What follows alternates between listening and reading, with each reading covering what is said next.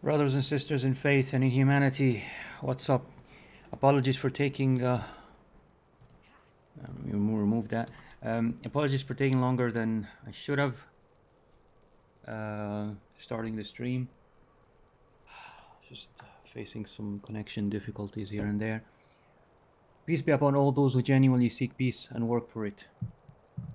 My name is MuslimGamerTV, also known as Rock, and I start this stream like anything else I will start in the name of God and with thanks to Him. This stream is of my gameplay of World of Warcraft, Dragonflight, trying the Dragthier and Dragonflight generally for the first time. This is part 2 of the series, though. I have part 1 where I just took a completely fresh look at everything. I'm still, of course, I haven't done anything off stream since I stopped the last part, so this is a continuation of trying Dragonflight for the first time and sharing my impressions and stuff. If any of what's to come on the stream would not please God, it may be partially on me, but there are things I might not have been aware of and over which I have no control, like what some game developers may include in their games, what other players say or do in multiplayer, cooperative, and MMO games, and what the stream audience may say in chat. All of this is obviously out of my control. Unless the chat messages are too many within a few seconds, I eventually respond to all polite chat messages. Still, I'm sometimes distracted by the game itself, so I ask you to please be patient if I don't respond immediately. My usual disclaimer is that I am Muslim, but I do not represent Islam as a belief system or Muslims in general. I only represent myself. And unless clearly stated or I'm talking about verifiable facts, historical or scientific, my opinions are my own, especially my mistakes. I currently do not constantly talk or provide commentary on most of my streams while streaming, so you may sometimes get hours of silent gaming from me, but occasionally on my streams, inspired by something that happens in game or by your messages, I talk about various subjects like religion, science, health, games, and of course, games and game design. I try to make my talks informative or at least beneficial somehow. If you choose to watch my streaming or archived streams, I hope I've prepared you very clearly for what you may expect. If you like the sound of all this, I would appreciate a follow from you here on Twitch and a subscription to my YouTube channel with the same name, Muslim Gamer TV, where I permanently archive most of my streams. There's also a Patreon link in the About tab of my Twitch channel and in the description of most of my YouTube channels if you would like to support this stream and see more of it. I look forward to chatting with some of you sometime on stream. Thank you. And with the introduction out of the way, let's start.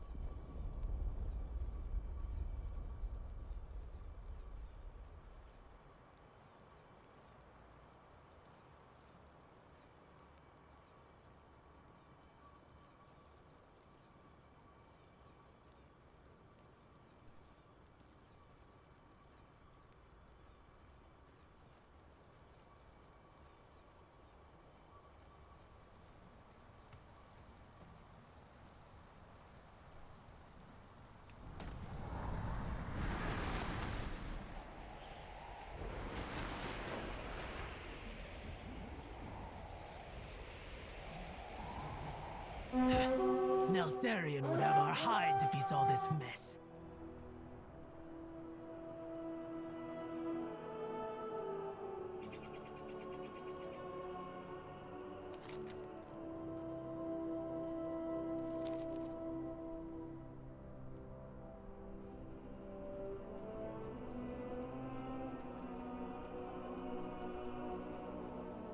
I am ready.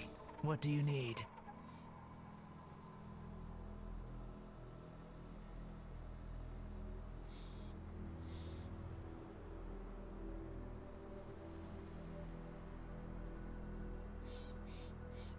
You have your orders. The healing wings need us. Get moving.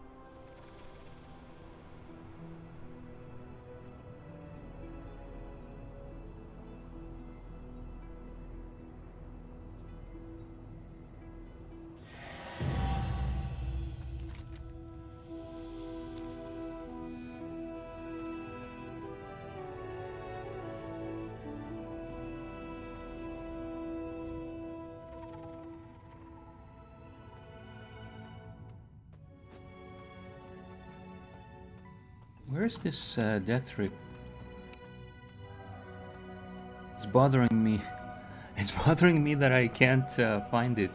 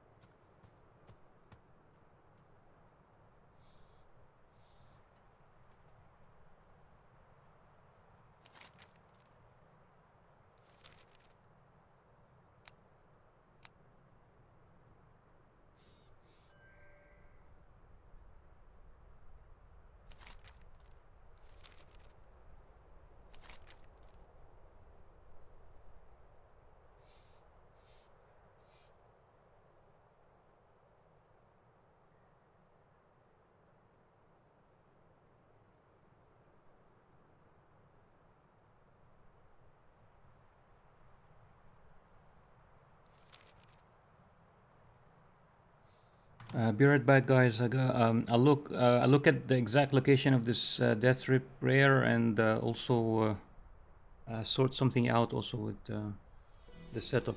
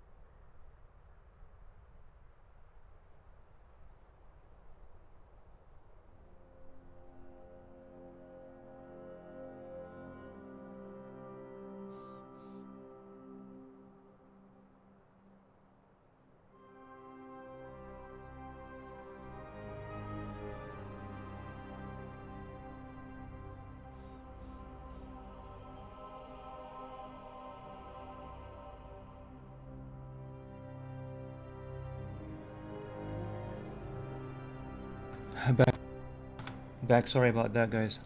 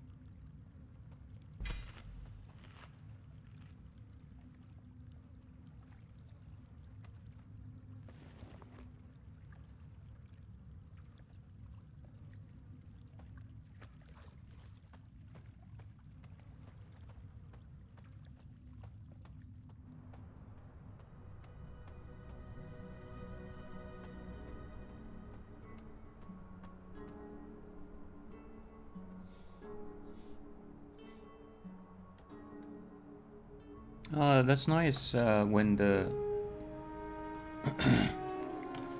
The cooldown of soar gets reduced. I don't know, by 1 minute, maybe more, depending on familiarity with the zone, maybe. But I don't know how familiarity is achieved. Maybe by using soar in the zone. Familiar skies.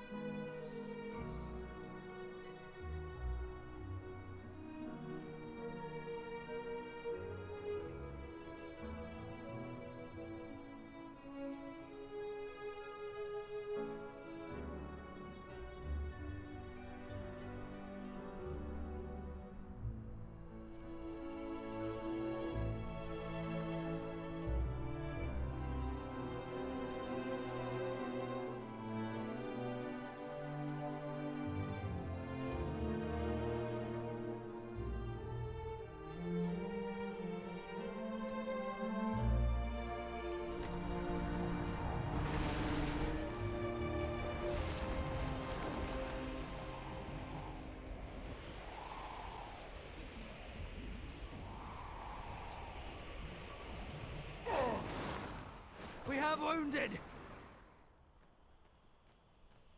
Here to spar.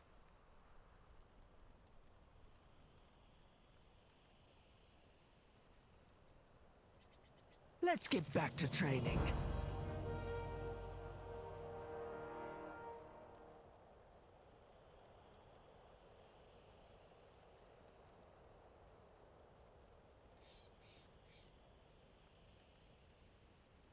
Anything. Viridia! Viridia? Are you here?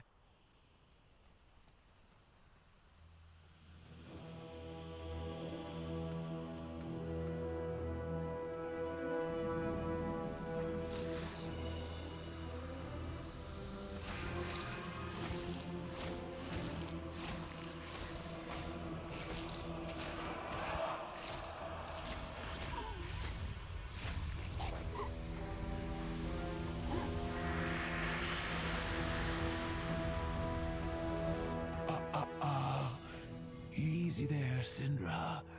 Easy.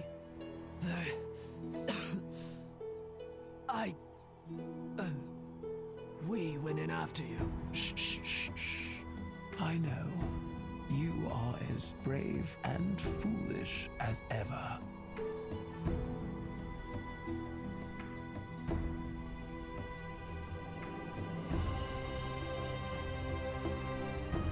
My duty is to help others. Look out for each other.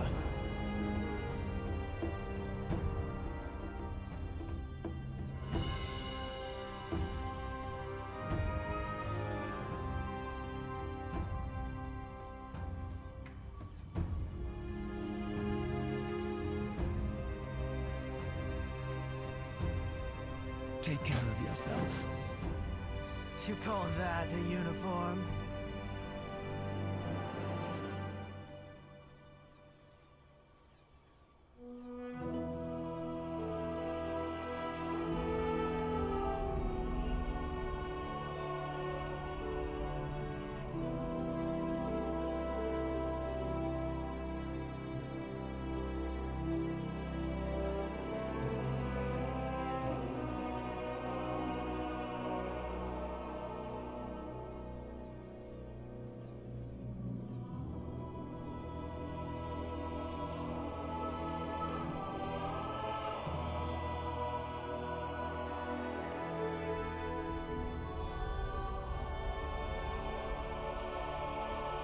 Let's get back to... You should lie down, Viridia. You need to rest.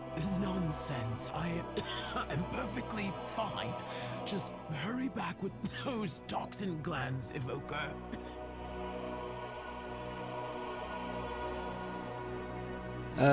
You know the hints, the hints of the amorous romantic relationship between these two female characters.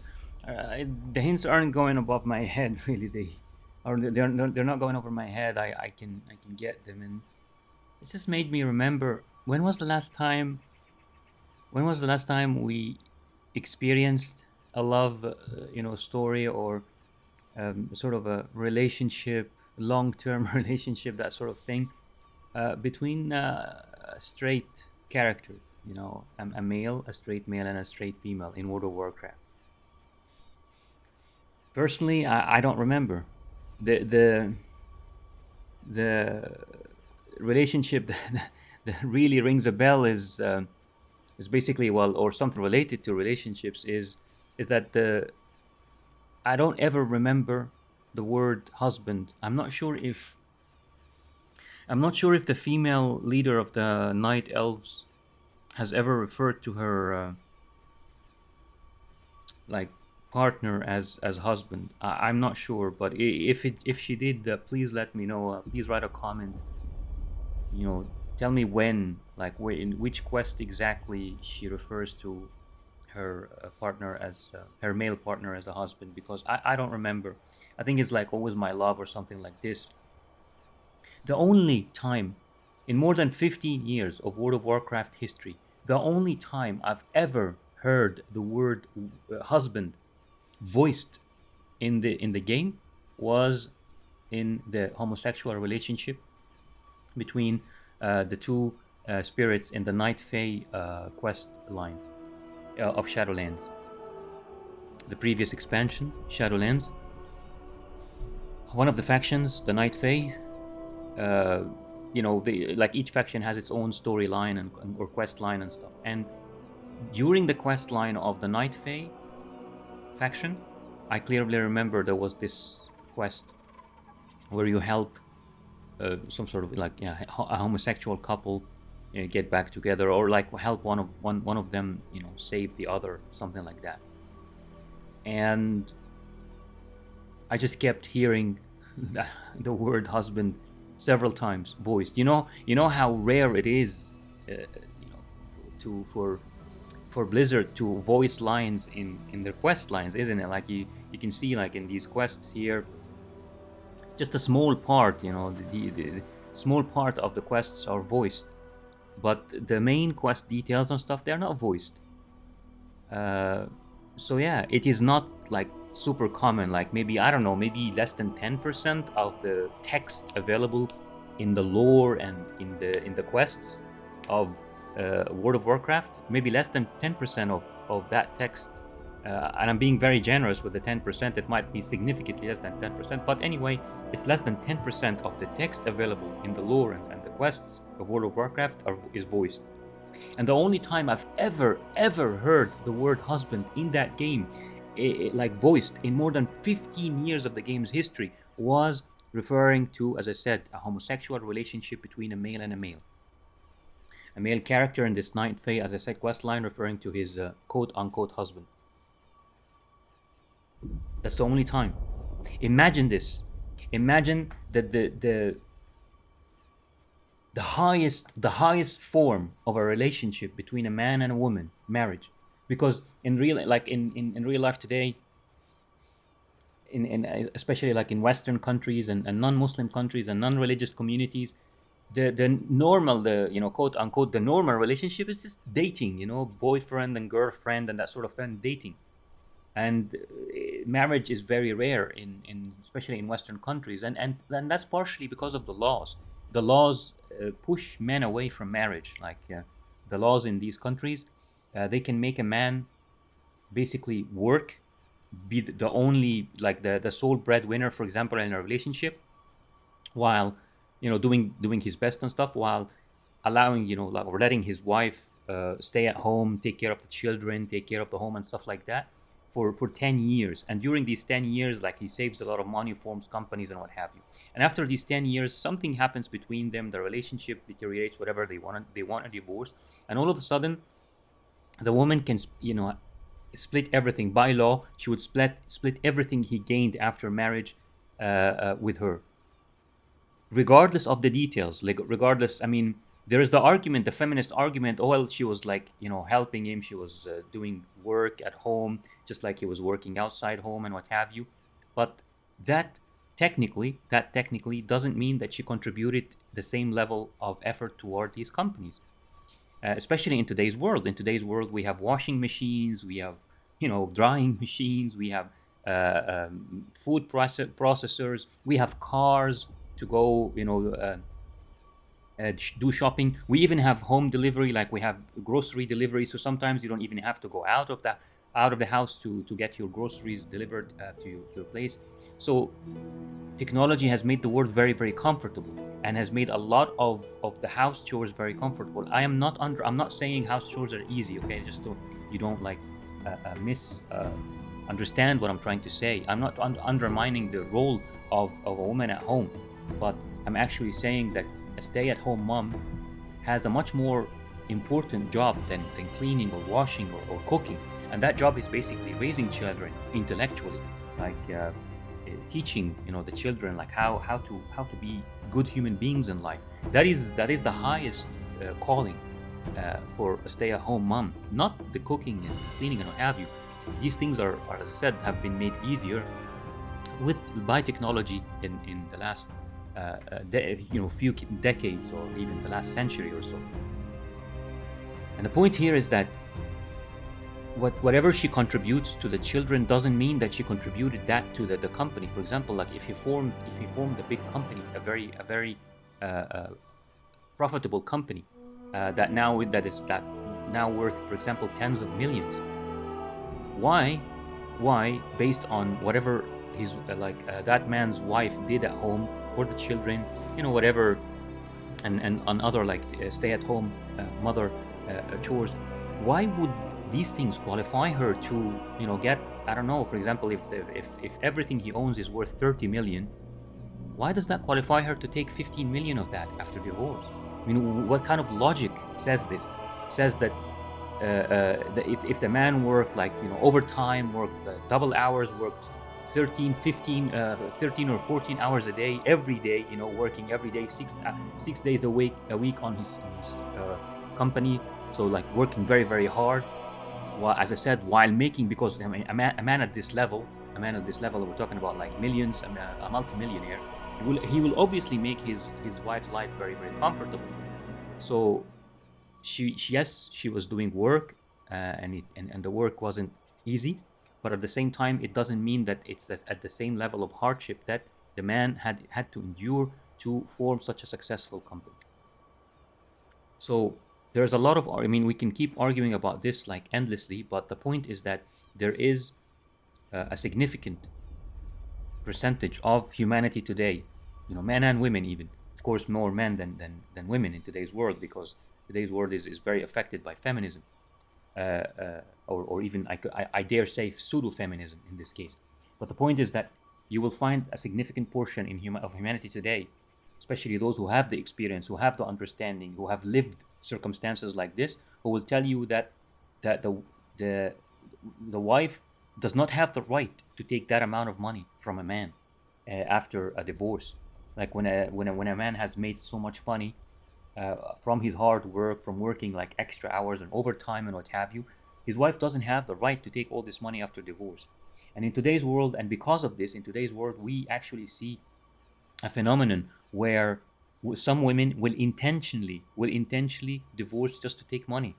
Like they will intentionally find men with a lot of money, or with prospects, and then spend a few years with them, and then they will do something, and they will start conspiring in order to fabricate good enough reasons for them to get a divorce, and then they get half the money that this man owns. And we see in social media, we've seen stories like this surface in the last few years.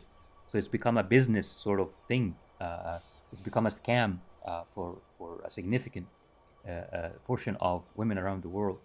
Um, so this is one of the main reasons why a lot of men in the West don't get married at all. But the point remains is that marriage is like the highest form of intimacy and commitment in a relationship, and traditionally that relationship is between a man and a woman. So imagine when the only reference that you ever hear with like voiced in this game in its 15 years of history is when referring to a homosexual relationship rather than a traditional relationship. It's quite it is quite concerning, to see phenomena like this in the game. I understand that there is an agenda and there is like inclusivity and what have you, but this is not inclusivity. This is radicalism. But by definition, this is radical, excessive, extremist pushing of a specific agenda at the expense of the wishes of the majority. As I said, this is undemocratic. By definition, this is undemocratic because the majority of people are straight. The majority of people, they want to see their own relationships represented in game. They want to see their own romantic relationships sort of, reflected fictionally in their escapist landscapes or virtual worlds and what have you. Some part of them at least would like to see these things. So when you are only showing commitment, that level of commitment on the homosexual side, completely ignoring the majority of heterosexuals playing games and anywhere in the world, this is not inclusivity. You are being radical in your promotion of whatever agenda you have. These agendas of this LGBTQ agenda, this pseudo-feminist agenda, and all these agendas, as I said. And I talked about the pseudo-feminist agenda in previous stream of the series, and I gave the example of the leadership, the state of leadership in the Shadowlands expansion, where all the good, successful, effective leadership was represented by females in Shadowlands, whereas all the evil leadership and the failure and the impotent and the ineffective leadership was represented by males. And even the evil leadership of the Banshee Queen in the Shadowlands was redeemed. She was redeemed in the end. She was represented to or presented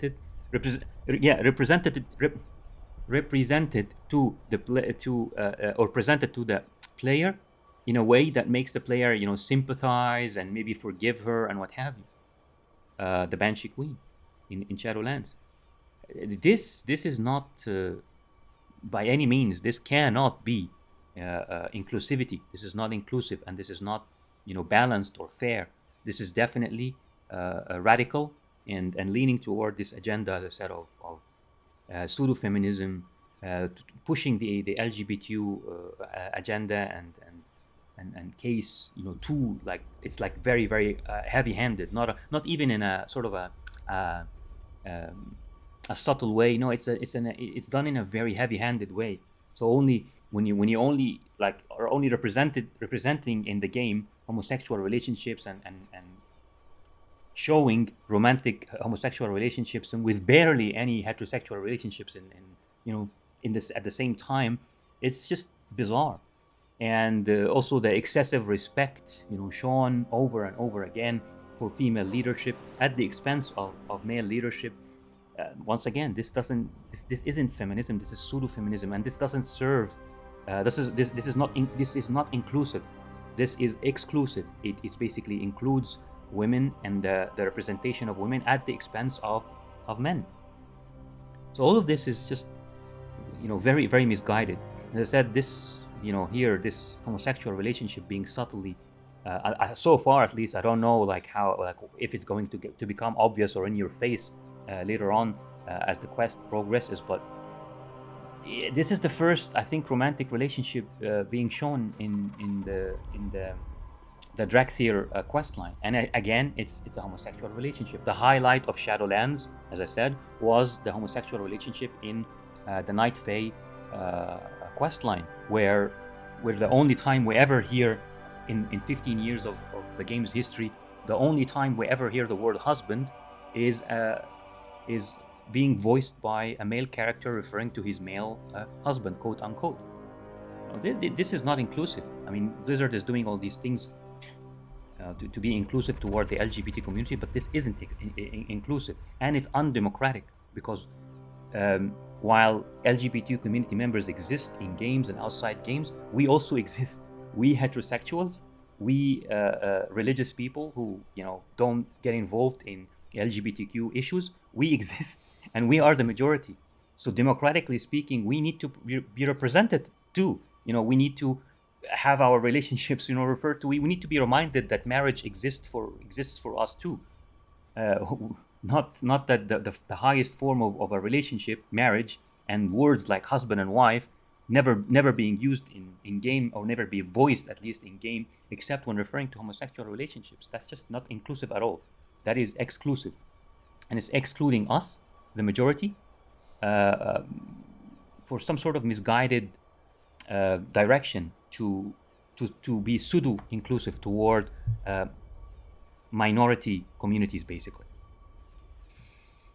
So yeah, a very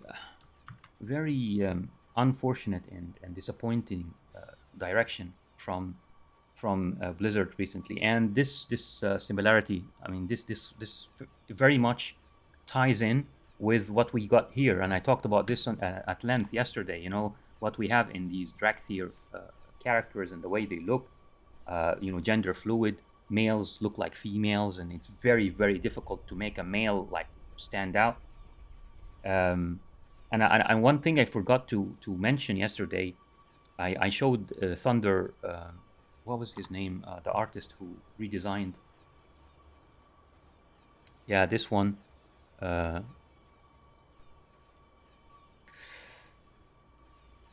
Thunderbrush. So I mentioned, like, I talked about like how he made this character like this. This really looks like a dragonkin, really, whereas this looks like, as I said, looks like a raptor, a lizard, and in the game now you can make the male and female Dracthyr, or body 1 and body 2, as Blizzard calls them. They are too ashamed to Blizzard is too ashamed to say male male and female anymore, as if the male sex doesn't exist and the female sex doesn't exist. Only genders exist in the world. But anyway, this looks much more masculine. It does look much closer to the dragons. And then another thing I forgot to highlight yesterday was, what was that expansion? Cataclysm. Isn't the Cataclysm?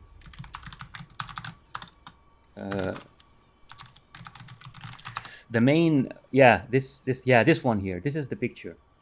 This is one of. Look at this. Look at this dragon. Look the way it's designed. Imagine the male Dracthyr, being inspired by this. The male ones, I mean, the male Dracthyr character design, being inspired by this dragon here.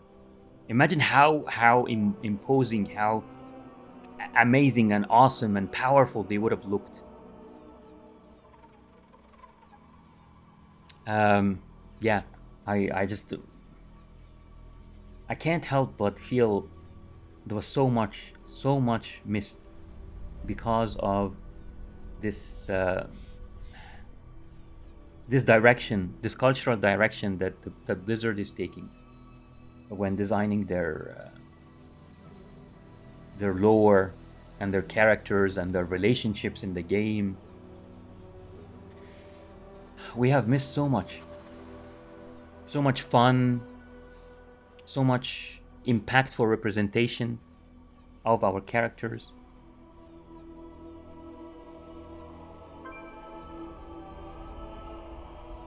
Because I mentioned this yesterday, the Thunderbrush, when Thunderbrush designed, like made this design, and it's much better, it's significantly better than the default design, he clarifies in the end, while trying to stay within the quote bounds unquote they are trying to set. So Thunderbrush was limited by certain standards that Blizzard was going for. And what are these standards being dictated by? They are being dictated by, the LGBT community wishes, the gender fluid agenda, the gender equality in the terms of gender sameness, not equality in as in value. I'm not talking about the value. I'm talking about equality as in sameness, gender sameness. Everybody is the same, exactly the same, equal to each other, not in value, equal to each other in quantity, in in proportion, in physicality. Everything is exactly the same, which is completely contradictory to real life, to what real life is about, to what real physics and real biology and real science is about. All of these things, reality tells us that we are very different. But there is a cultural direction where, they want humanity to forget about what reality says and science says, and they want them to embrace all this wishy-washy philosophical uh, debate about identity and gender and all these fluffy things that can never be defined scientifically or biologically. And I am just saddened by how, by how much we missed in the game in the last few years, because Blizzard is following this agenda and following this cultural direction, instead of, as I said, instead of designing the male Drakthir to be inspired partially by this dragon design here. How powerful! I mean, this is an evil. I mean, it was represented as an evil character, but you can take inspiration from it and design something just as powerful, but not evil, something neutral. And then you know it wouldn't, I guess it wouldn't have been bad to perhaps lean. I'm not saying do this design, but lean towards something similar to this when it comes to the female Drakthir. So my point is, they should have, like, in the old world 20 years ago, without stepping on anyone's toes, without spreading any hatred, without saying anything bad, like, we're not going to say anything bad about any minority communities or anyone. We're not even going to get involved in real life politics. That's the point. Why do we need to shove real life politics and arguments into our games? Our games were a haven for escapism for many years, for decades. Why are we shoving all these things all of a sudden in our games? I don't understand. Well, I do understand that the elite want to spread their agenda. They want to spread this sort of culture among people. This, as I said, this identity-less, this gender-less culture, so that no one knows their gender and no one knows their identity in life, in the world. So why? So that they can define for us. The elite want to define your identity for you. They want to define your gender for you. You don't know your gender. You don't know your identity. We're going to teach you who you are. That's the point. That is the big daddy, sort of culture, and that is our agenda here. The elite, the executives of corporations, the corporatocracy, they want to define for you who you are. They want to give you direction in life, tell you what to do. That is the whole point. So this is why they're pushing this. I understand, but I'm just shocked about how deep it goes, and how so invasive it is in our games today, that we and that it reached this level, that we can't even have truly masculine characters in our games anymore. Remember at the very early days of like vanilla Warcraft, you can see like even in the character creation screen, you can see the difference between males and females. You can see how, like, for example, even in the Draenei, you know the Draenei, like how the Draenei, like, how the male Draenei looks so much wider, bigger, more imposing than the female Draenei. Both of them are Draenei. Both of them are the same species, but you can clearly tell this is a male. This is imposing, wide, big, and that was a female. She's dainty. She's like, slimmer, daintier, a bit smaller in size. It's realistic. That is what we know from real life. But this, this this gender fluid thing where there is no difference between male and female, this doesn't have anything to do with real life. This doesn't have anything to do with biology and reality and science. And it's not relatable either. It's not relatable. It leaves a bad taste in one's mouth, in one's soul. To walk around and like not feel like you have your own unique sort of identity, or that you stand for something, that the man stands for masculinity and the woman stands for femininity. To walk around without this, it leaves a hole in your soul. And as I said, it compromises the fun, it compromises the escapism, it compromises the immersion in the world and the game. So yeah, in short, think about what we have lost, what we have missed for the agenda that Blizzard is following nowadays. The collective agenda with all its different facets. Think about what we lost and what we missed by seeing Blizzard insisting on propagating their gender fluid agenda at the expense of designing the male Drakthir, to be inspired from something like this. And I'm not bringing any alien concept art. This is Cataclysm concept art. This is World of Warcraft concept art. It's not alien, it's not from the outside. This was Blizzard, designing something imposing, powerful. They could have used this as inspiration to bring us imposing, powerful, masculine Drakthir, male Drakthir characters. And then maybe use something like this to try to design, feminine, dainty, still, agile, effective, all the words, all the feminine words you want to use for effectiveness in combat and all that. So yeah, agile, quick, effective, but dainty, feminine, attractive in a feminine way. They could have used something like this for the feminine, inspiration, while not using just this for the males. No, using this as inspiration for male Drakthir. This is what we missed.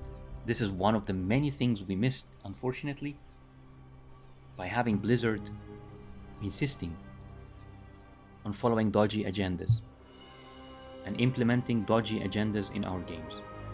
And one of them is this, as I said, that we barely hear. One of them, I return to the game. And one of them is this, that we barely have heterosexual relationships represented in World of Warcraft anymore. And over and over and over again, all we're reminded of are homosexual relationships. Is this inclusivity? Not at all. This has absolutely nothing to do with inclusivity. This is the exact opposite. This is exclusivity. And once again, I don't know like how often it's going to keep recurring, but as you can see, female leadership being representative, as effective, compassionate, blah blah blah. Whereas, where is the male leadership here? I have yet to see. Like, where is the effective? Where is the good, non-evil? Okay, good, effective, compassionate male leadership? Yeah, we've yet to see this. And that is part of this pseudo-feminist agenda being propagated in movies and cultures in today's world, over and over again.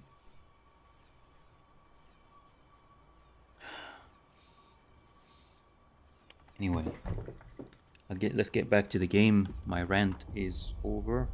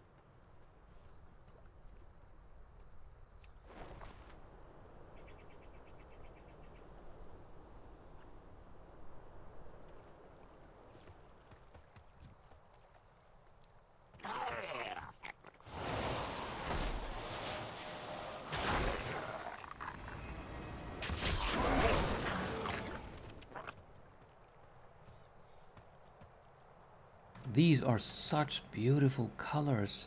It's insane.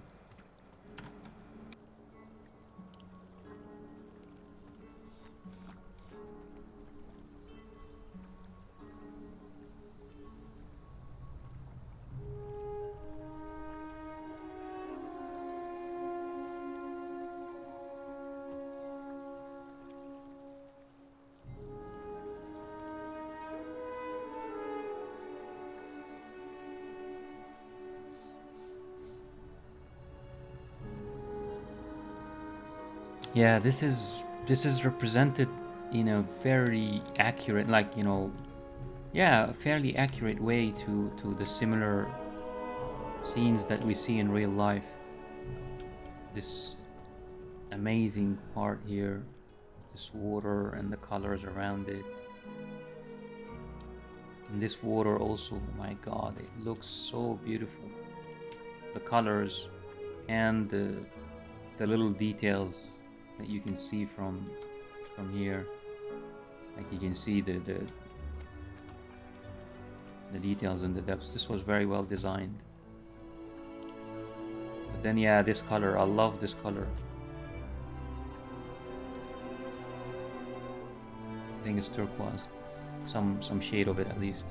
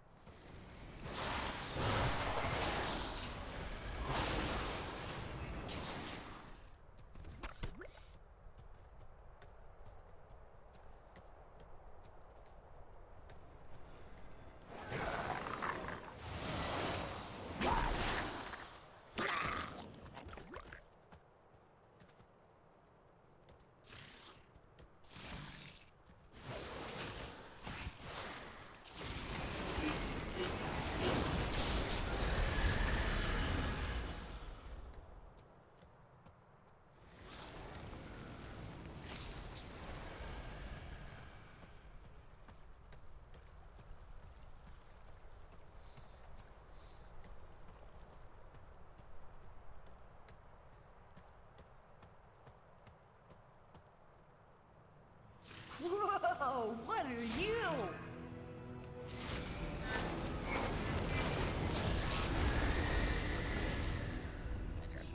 Mama says my tusks will be bigger than a mammoth's. Hello? Whoa, what are you?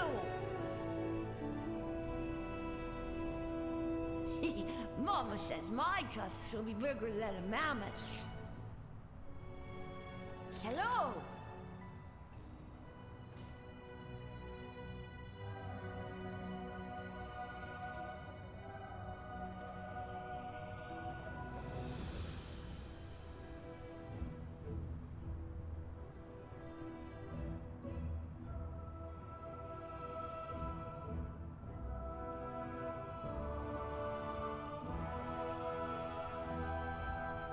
Next time, bring fist, please.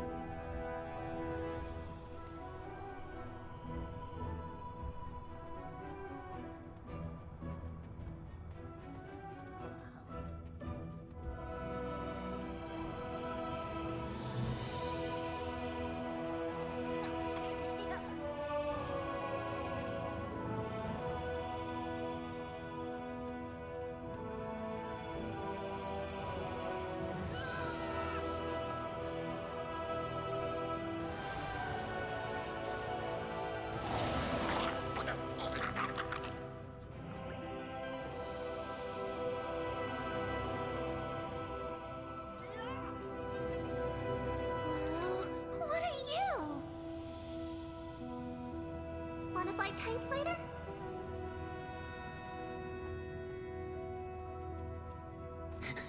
That's cute.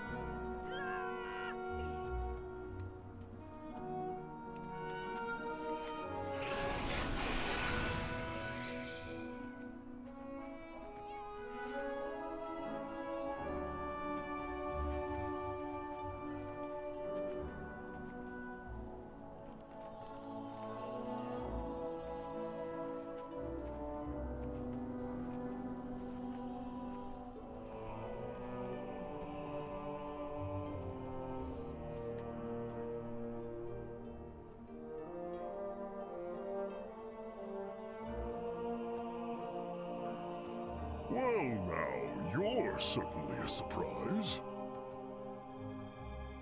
Come, settle down for a spell.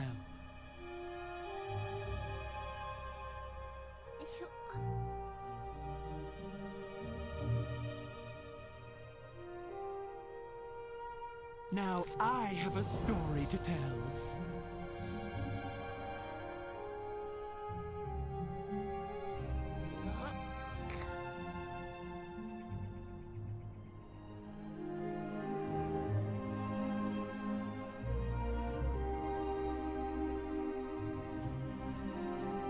Our paths shall cross again.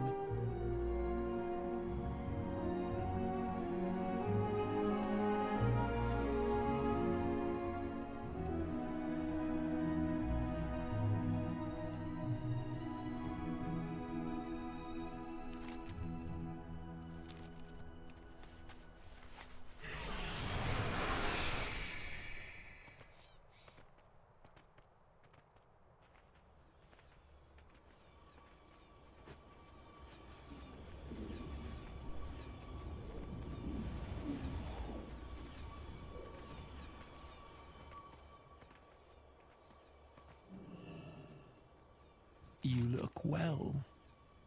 Stay well. I hope for your quick return. Here to spar?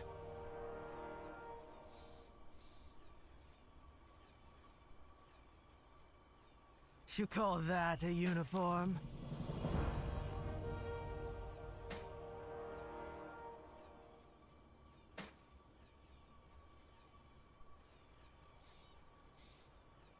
How can I help?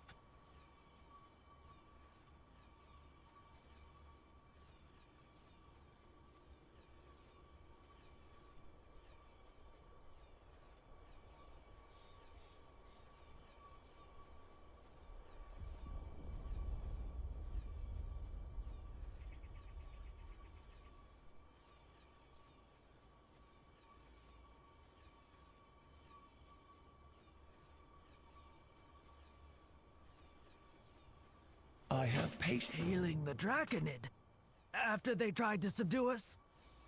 There is strength in mercy, Syndra.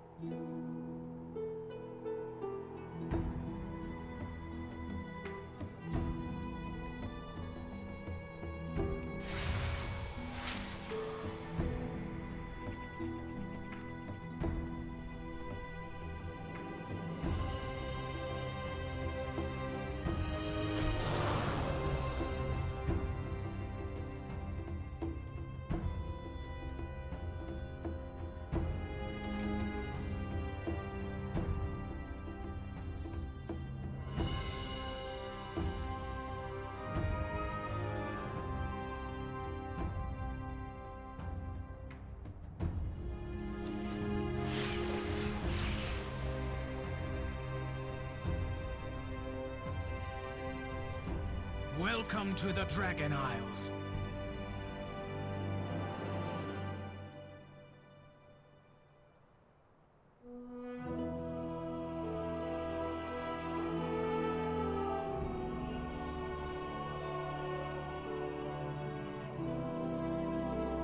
Aspects watch over you.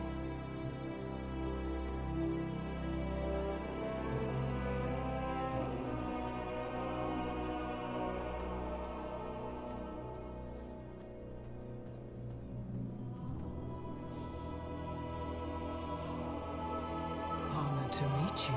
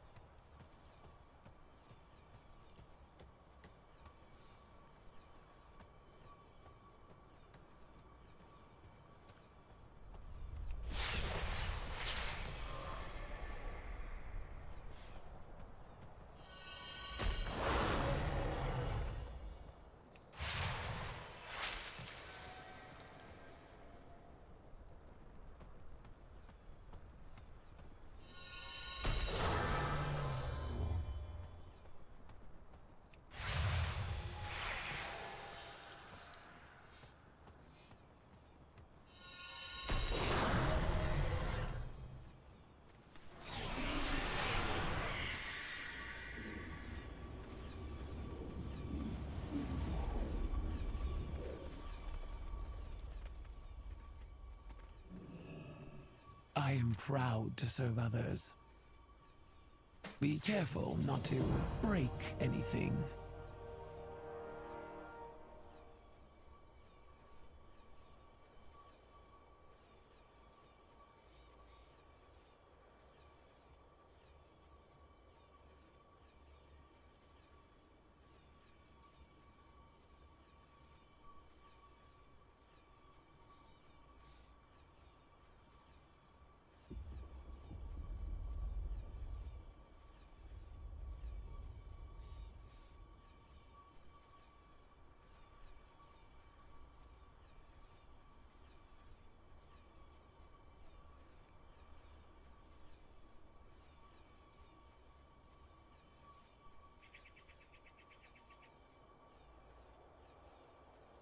Help others, please, Evoker. Save all of my people that you can, and honor the memories of the fallen.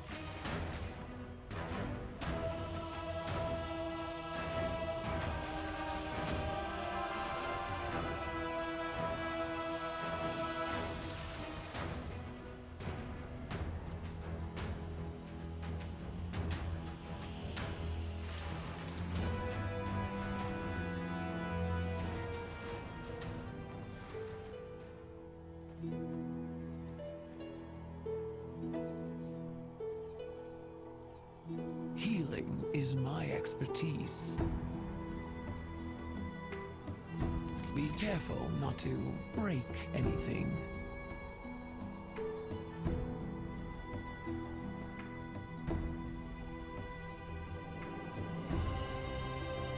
I hope for your quick return.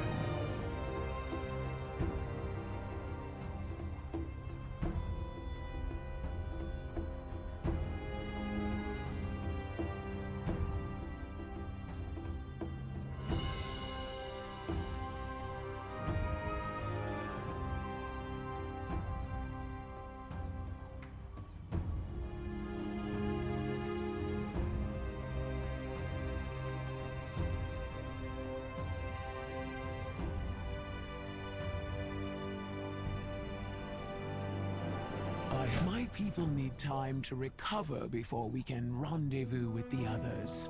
And the Draconid, well, they are not known for their swiftness. The Draconid? Neltharion said we should never show mercy to an enemy. They are soldiers, just like us. Do not judge them too harshly for following orders.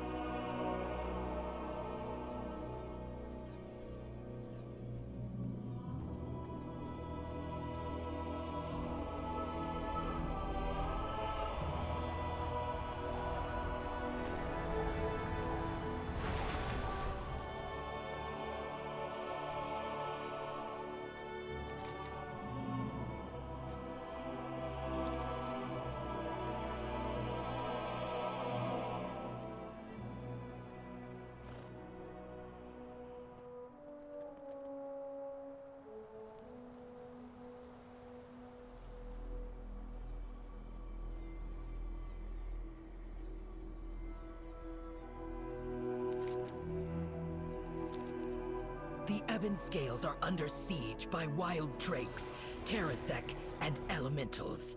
I overheard the name Primalists. Then our people are in even more danger than we thought. There is much to be done.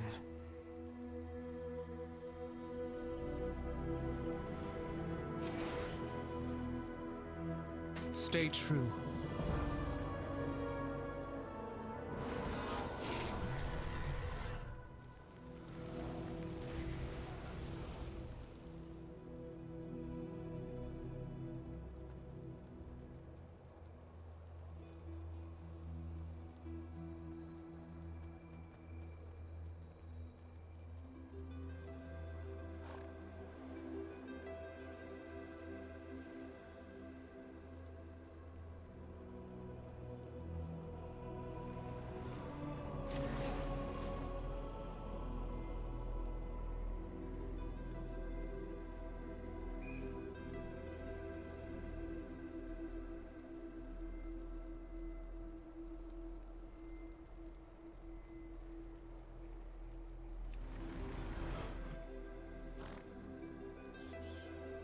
Fair sky. The Ebon Scales need our aid.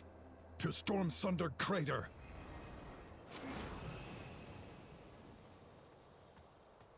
Have a look around.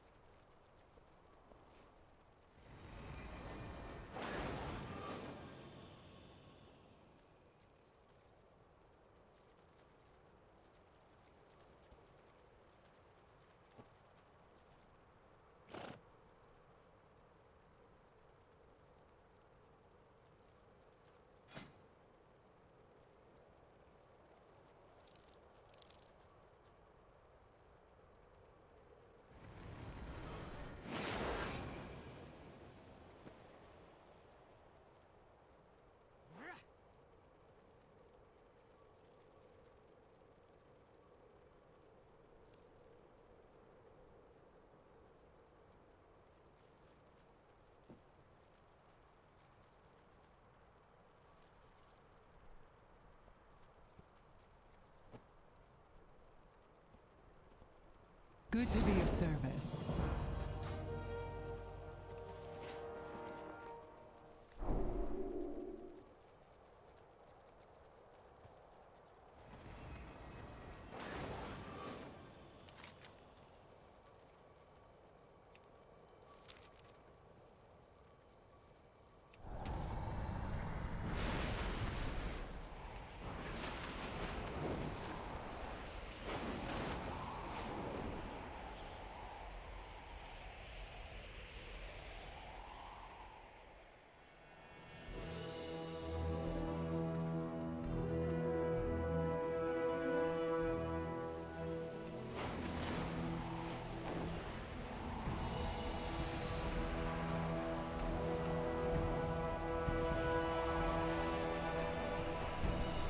Keep your talons sharp and your breath hot. Looks like we have a fight on our hands.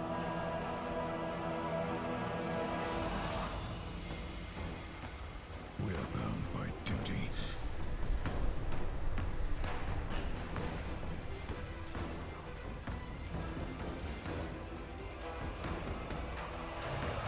The obsidian borders stand proud.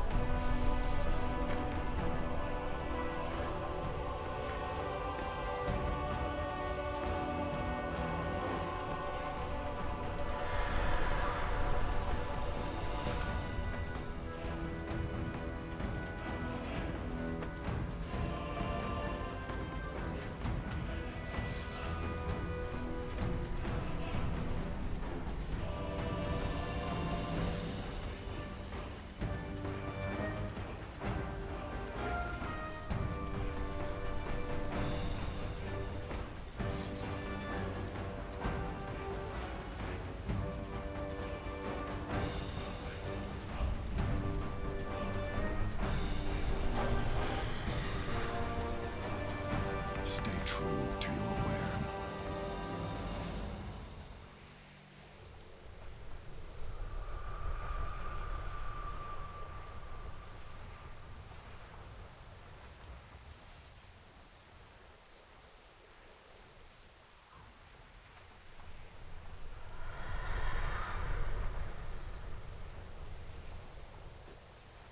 The Dragonflight will find a place in this world.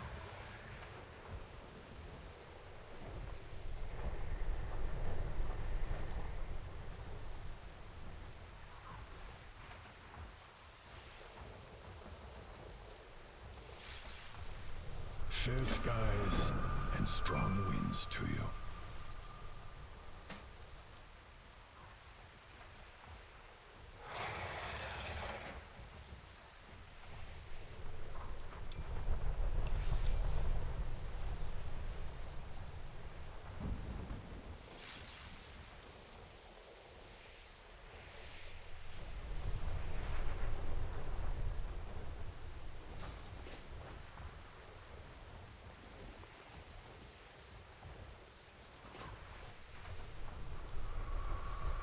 The Dragonflight stand ready.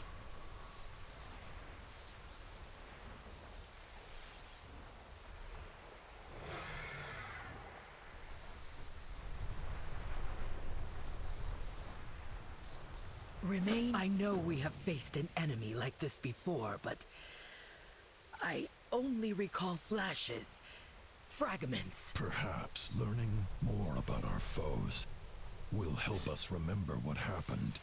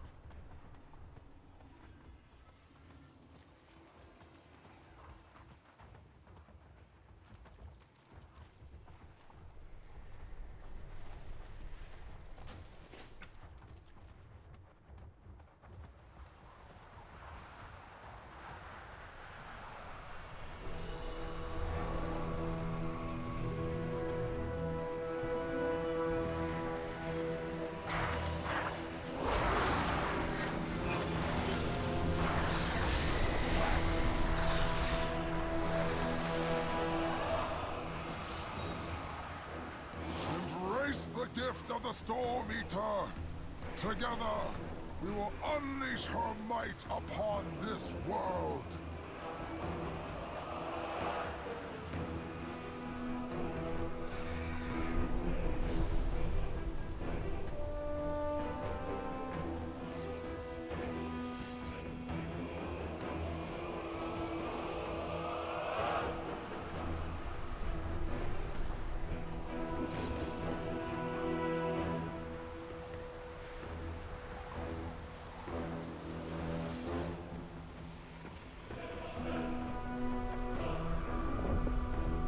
The Ebon Scales are up ahead. Respect must be earned.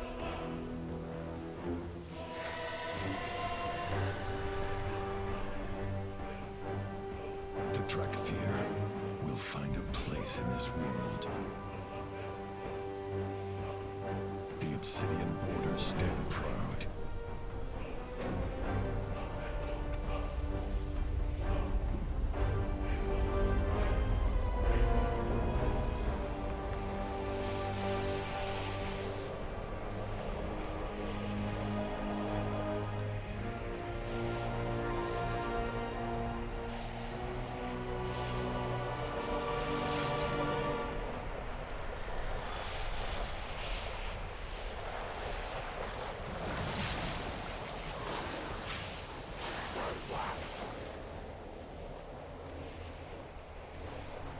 Terrasek, we offer you freedom and power. Join our fight against the Aspects.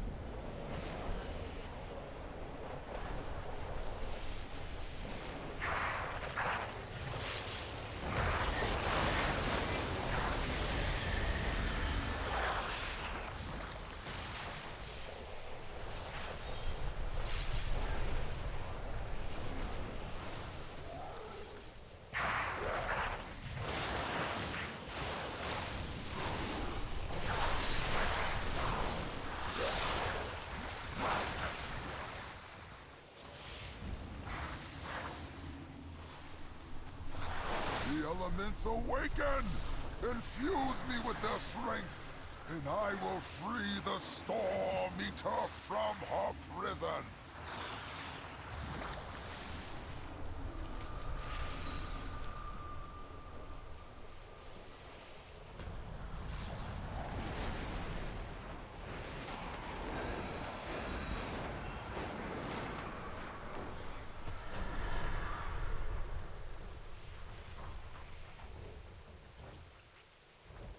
Let us begin.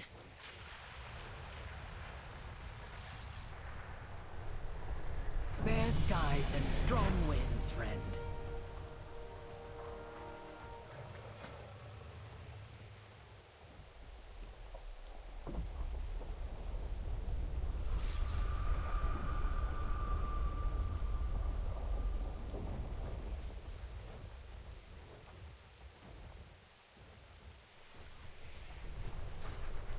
We are the shield of the Dragonflight.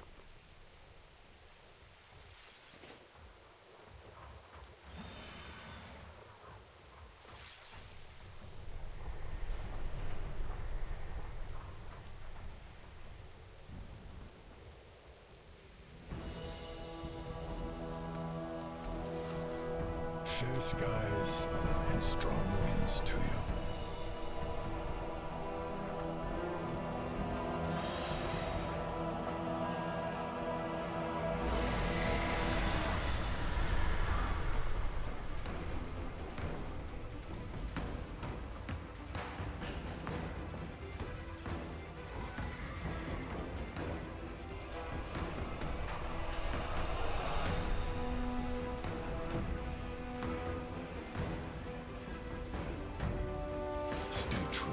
To grab that dragon's attention so the Ebon Scales can strike.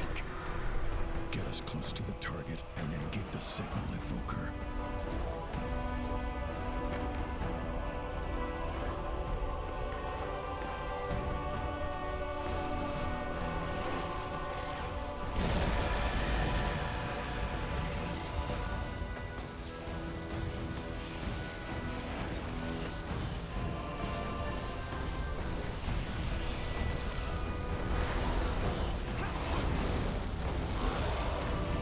The order is given. Attack!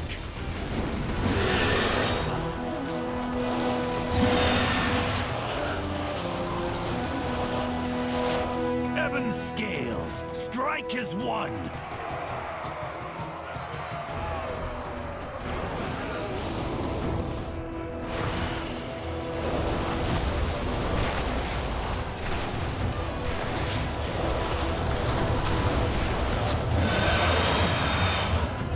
These vermin sought to disrupt a ritual!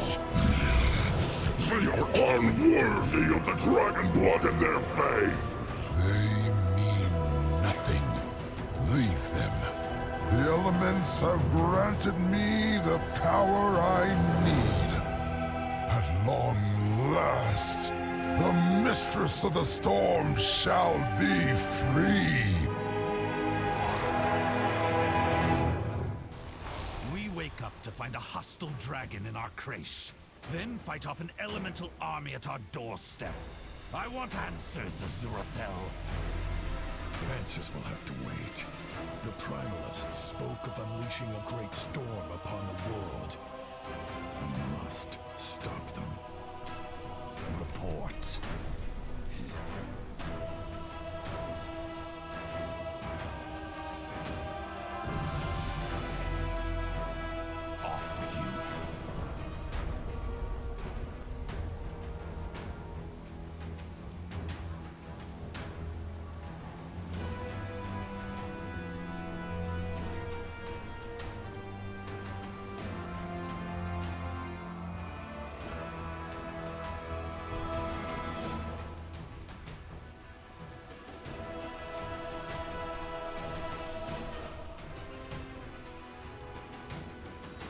Until the Earth Warder is found, my Warren takes orders only from me. Understood? As you will, but stay alert. There are dragons circling above, possibly hostile. Ebon scales. Gather the signets of the dead, then prepare to move out.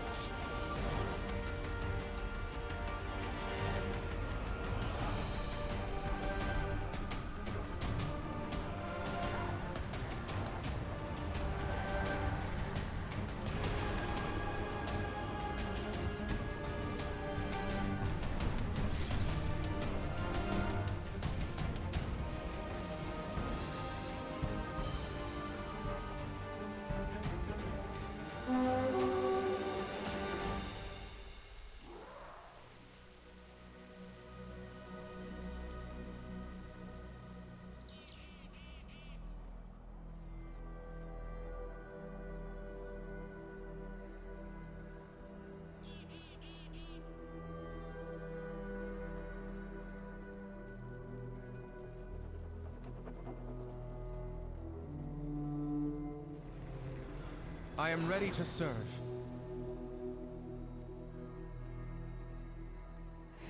We will find our fate. These cultists speak of unleashing a storm. The threat is greater than you know, young ones. We fear these primalists seek to release something ancient. Something terrible. Why should we trust you? Were you sent by the Earth Warder? Where is Neltharion? Neltharion? It seems there is much you do not know. I am Abyssian, and this is Rathian. We will answer all your questions in time. But we must join forces and strike now, or the enemy will prevail. This is our home. The Drakthir will defend it. We will fight beside you, but you do not give the orders here, dragons. So be it. Fine. But do try not to get in our way. After all, I know a thing or two about vanquishing ancient adversaries.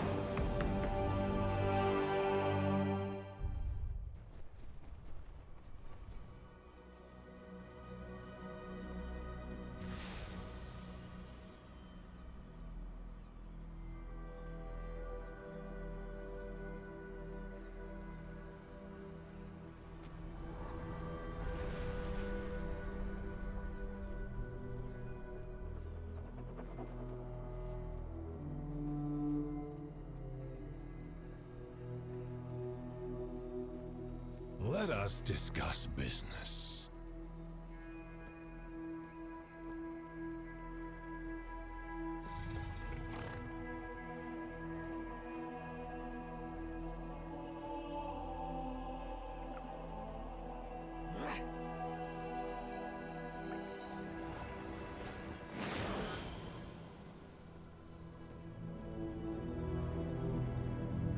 Thank you for browsing.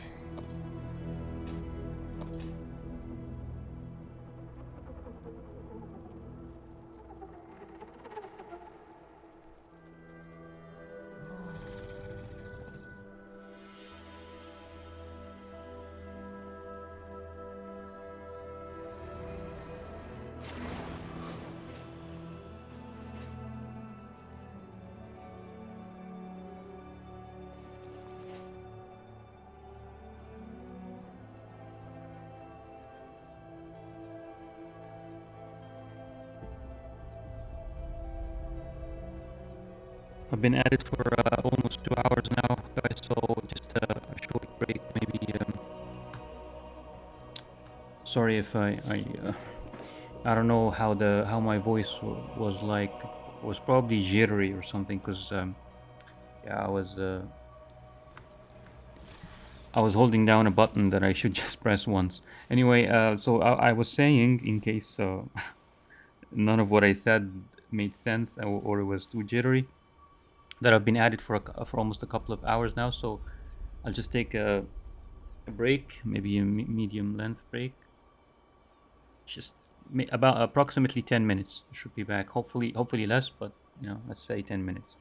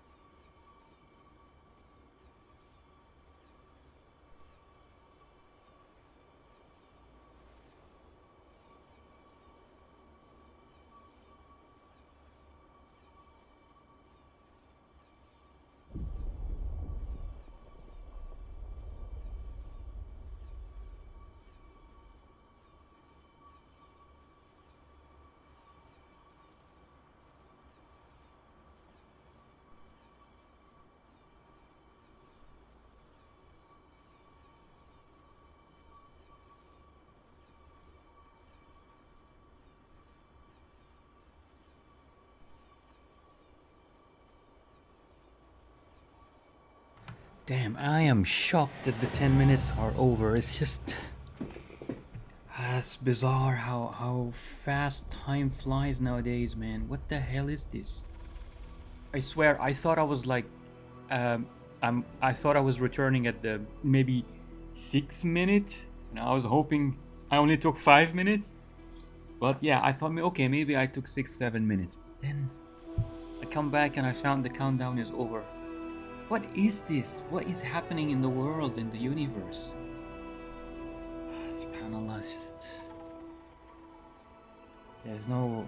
Like, we Muslims know this phenomenon as a manifestation of lack of blessing, that time itself is, you know, not blessed. Which is, in a way, you know, of course, it's this like cannot be understood quantitatively or scientifically. You cannot understand what it means, or we can't, like, you know, fathom what this means from a scientific perspective. But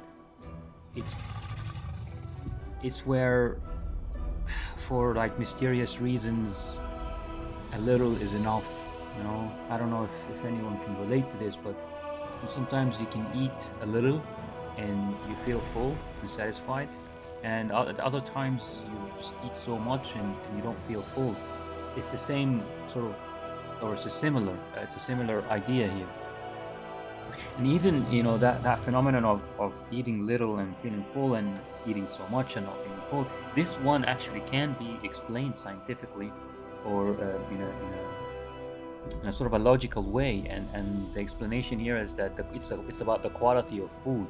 So, for example, if you eat meat that came from animals, and animals that ate low quality plants, like, you know, non-organic plants, that are not nutritious rich, you know, like there are types of foods and plants that are nutritionally rich, or rich in nutrients, and then there are others that are like foods that are poor in nutrients.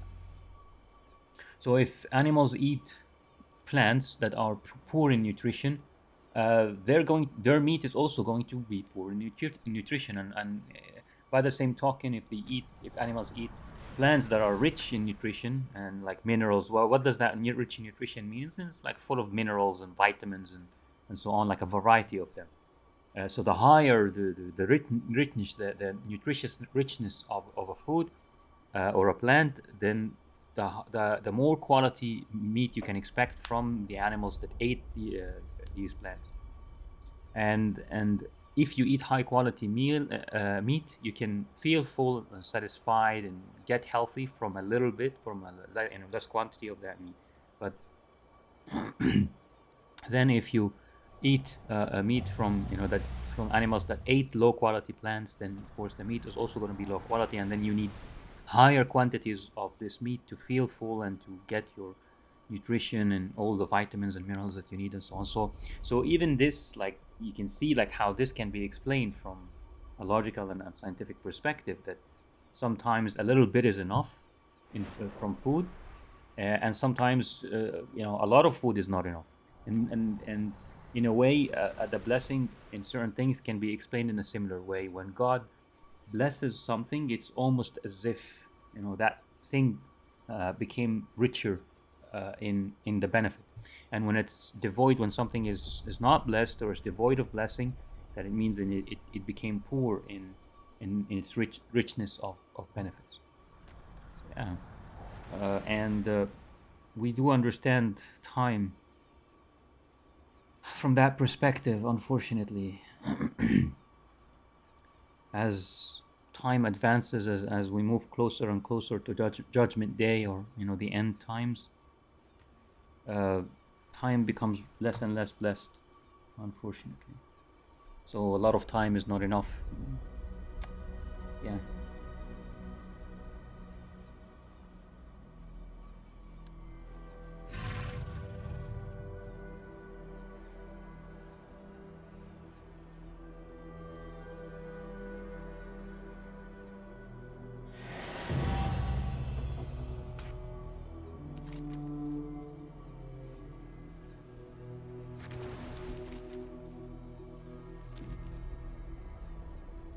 What do you have to report?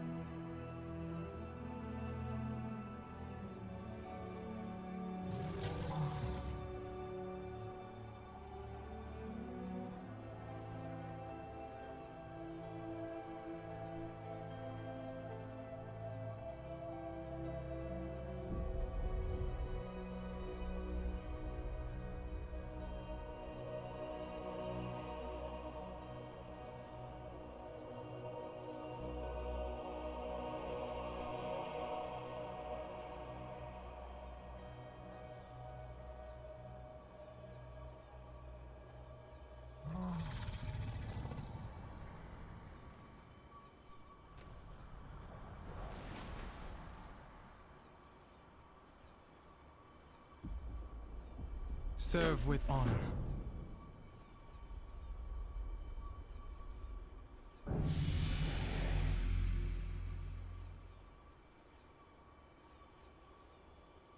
Holy shirts and pants. Ah, well.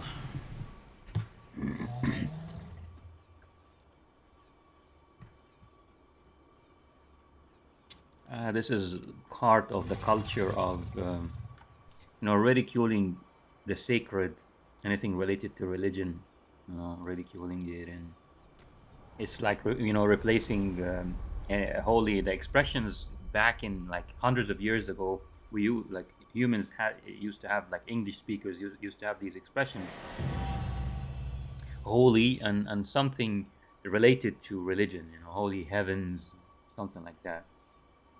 And of course, there are like the Christians would have Holy Mother and their own expressions, but general, like if you want like general expressions that can be compatible with many Abrahamic religions or several monotheistic religions.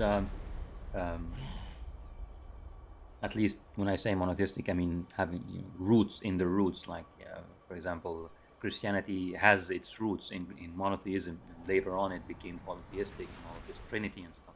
Of course, a lot of Christians still insist that they are monotheistic, but it doesn't make much sense to us to worship a Trinity in three entities and then still call the religion monotheistic. It's mathematically illogical. But yeah, regardless of these things, religions that have their roots in monotheism, and almost all religions really have their roots in monotheism, like way back. Yeah, you can have like expressions like holy heavens and what have you, and TV and popular culture has systematically and gradually replaced these expressions with what we know. Like for example, holy the S word instead of holy heavens or whatever. And we recently even have more filth, like more curses and and filthy words replacing anything that is holy. So yeah, holy pants and shirts is part of this culture, unfortunately.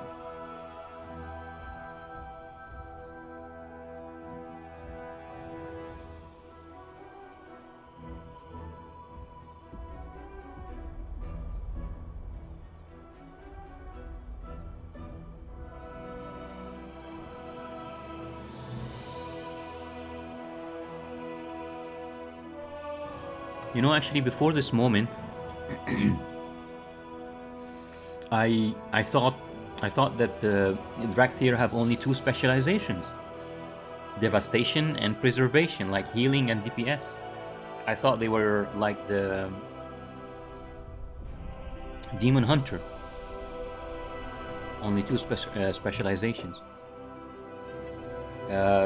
So what I'm trying to say is that apparently augmentation is so bad that nobody nobody even talks about it.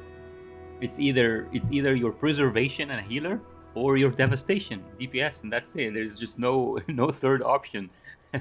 That's literally the impression I got before starting to play the game. This is kind of interesting.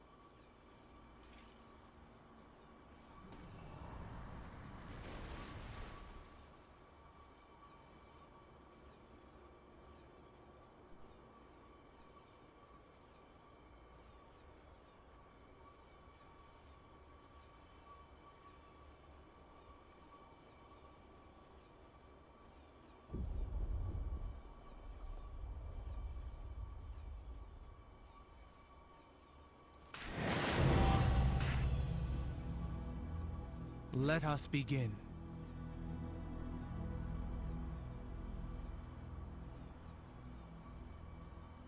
Fair skies and strong winds, serve with honor.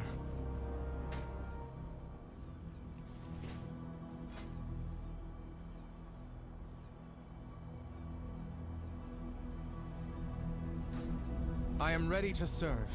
We will find our fate.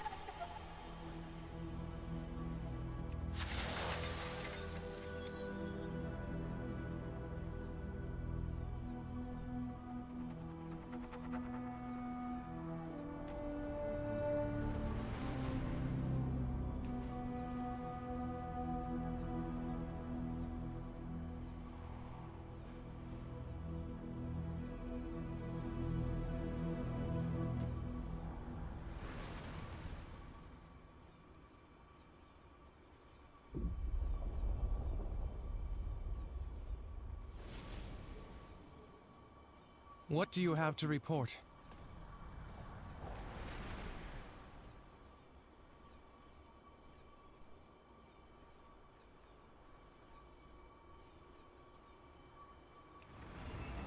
Let us begin.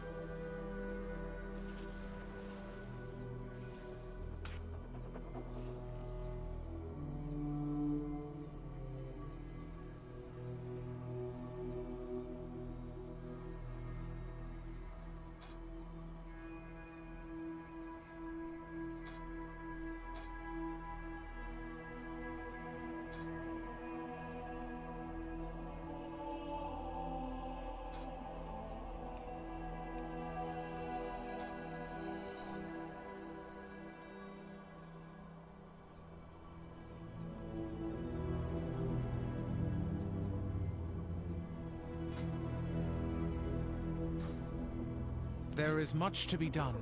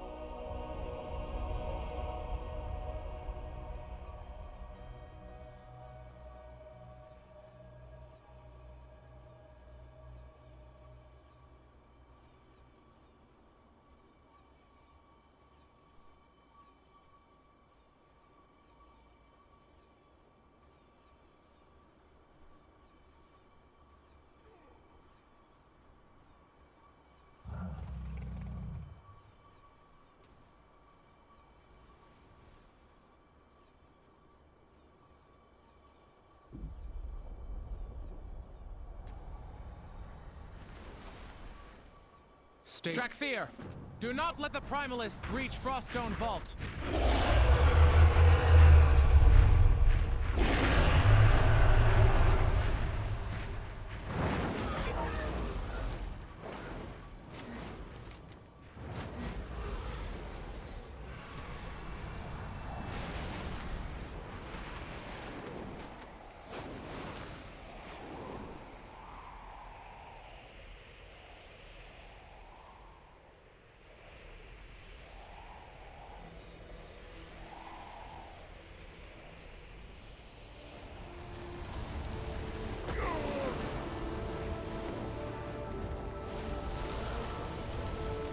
Yes.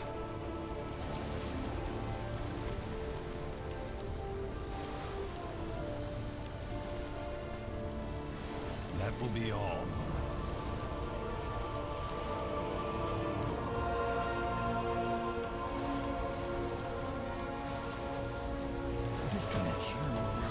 Bow before her, before all the incarnates.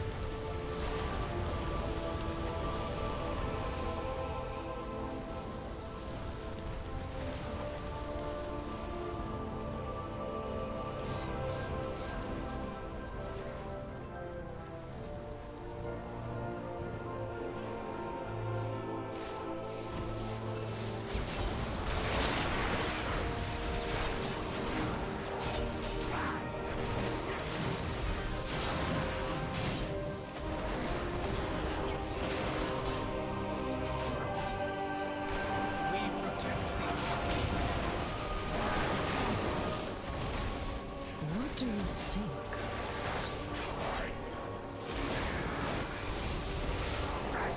For the glory of the dragons.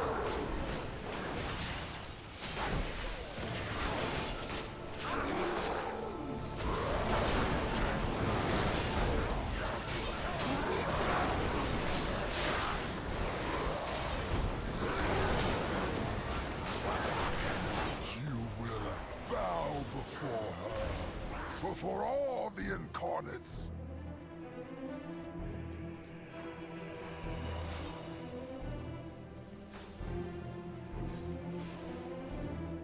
Let the storm be unleashed.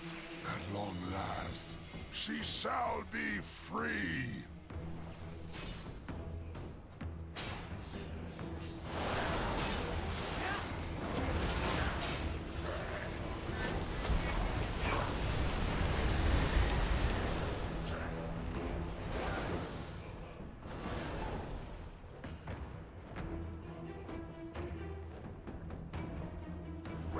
Let the storm be unleashed. At long last, she shall be free.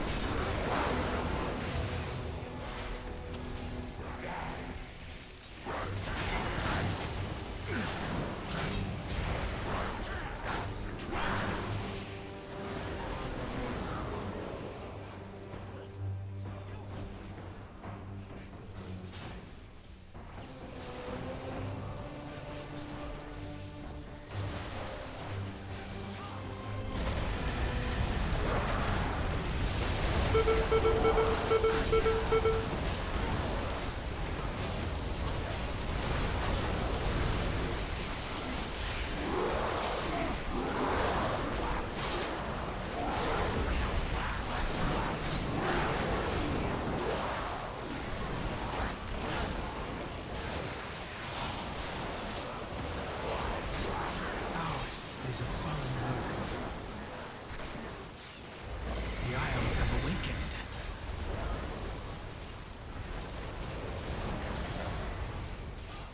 Let the storm be unleashed. At long last, she shall be free.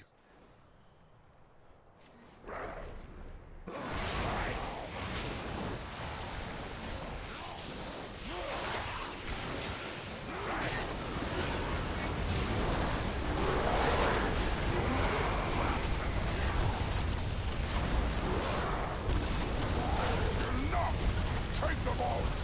I will liberate the storm.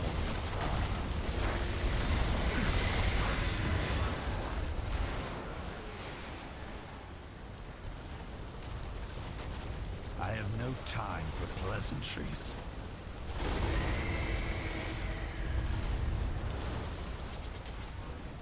Farewell.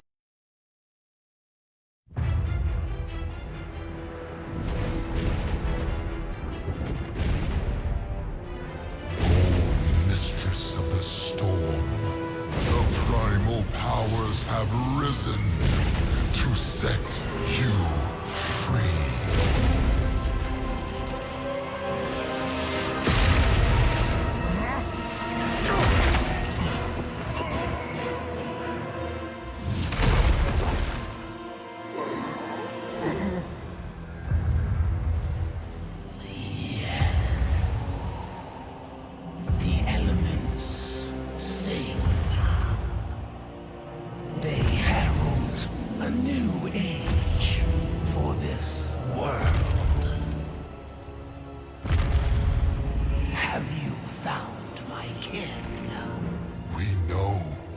Imprisoned, Storm Eater. Soon, their bonds will be broken. Ah, and what is this? The brood of Neltharion. I felt his demise reverberate through the earth, and reveled in it. Perhaps you wish to share his fate. I had wished to become what he was meant to be. What he should have been. You do not fathom what dragonkind was meant to be. But you will.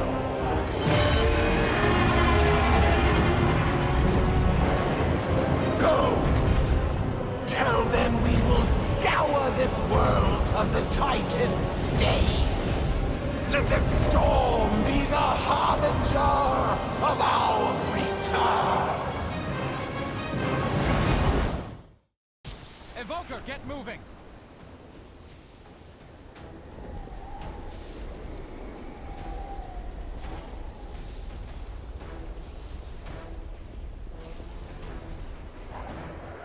I am ready to serve.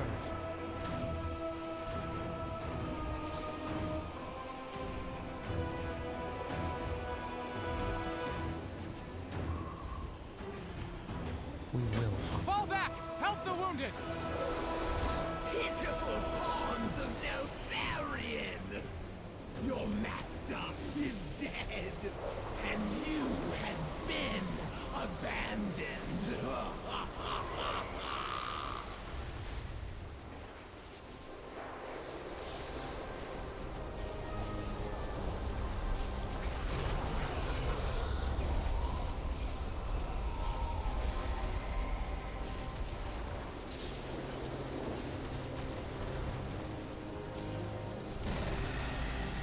The Earth Warder. Dead. Then we stand alone. I do not trust the words of an enemy. Rathian and Abyssian owe us answers. Evoker, Get that dragon back on his feet. We meet again, champion.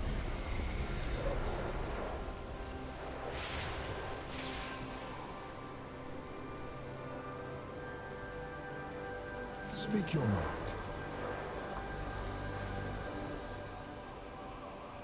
Azeroth faces many threats.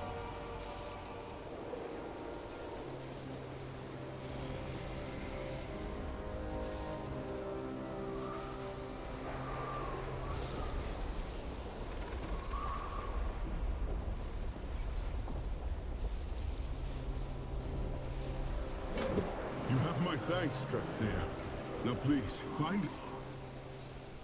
Tell us, dragon. Did the Incarnate speak the truth? Is Neltharion dead? The Neltharion you knew fell long, long ago. It is a complicated tale. Our legacy. Lost.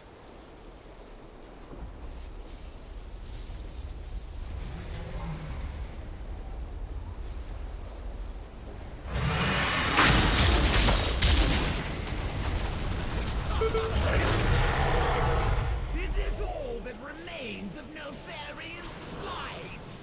Pathetic.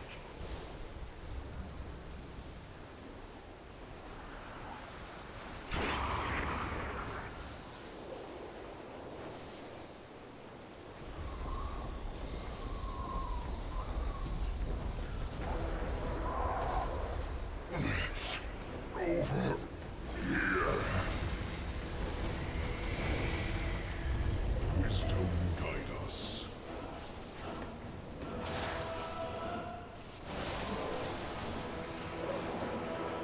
I will help if I am able.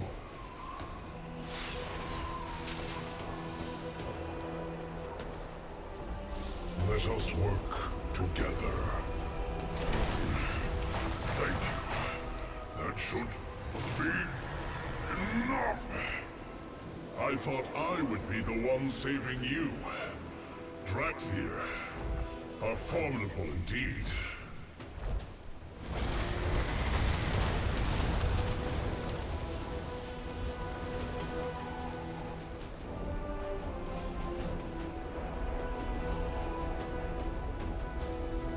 There is much to be done.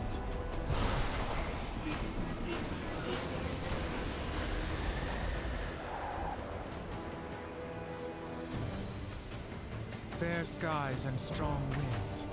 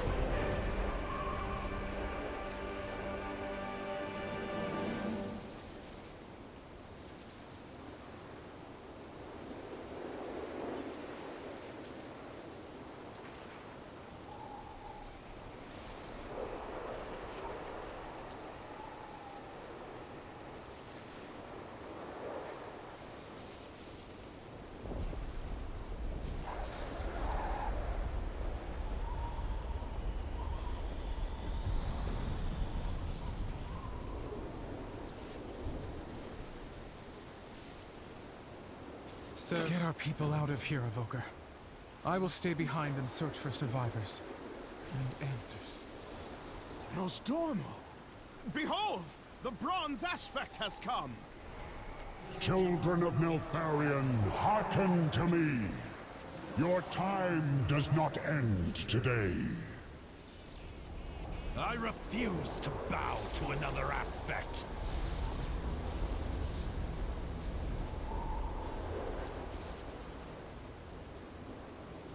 All lands, prepare to evacuate. The aspect will provide cover. Come, Evoker. I would speak with you.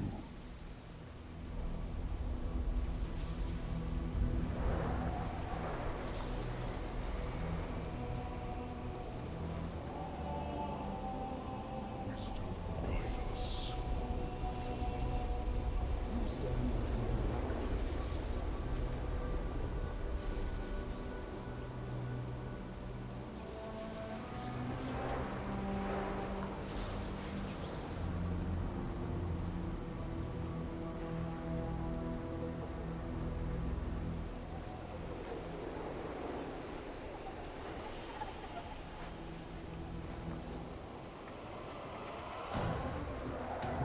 again!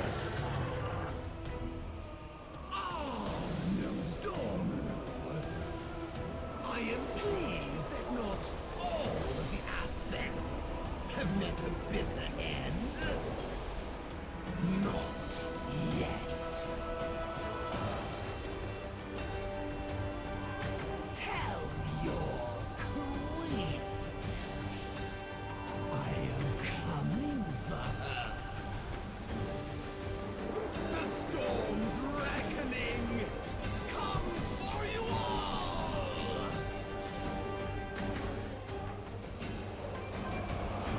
The release of Razer heralds great danger for this world, just as your awakening heralds great change. The kingdoms of Azeroth must be warned.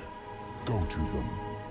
Along the way, you may discover a new destiny of your own.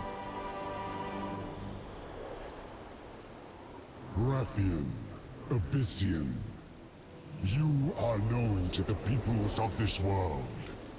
Guide the Drakthir on their journey. Yes, tireless one.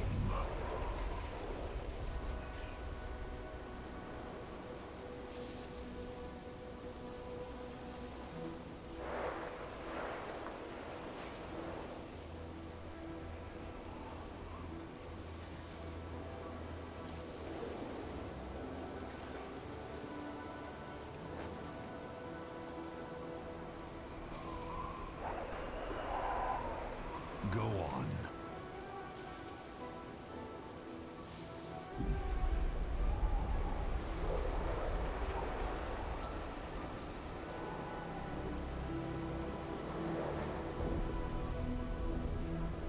We are done here. Sarkareth, my Waren will follow Rathian to the city called Stormwind. Come with us. I am done taking orders. Our vow to serve the dragons is sundered, just as Neltharion broke his promises to us. Let the ebon scales be forgotten. We are now the Sundered Flame. We will claim the destiny that is ours by right. His anger pushes him down a dark path. I dread the day we meet again. Not as friends, but as rivals on the field of battle.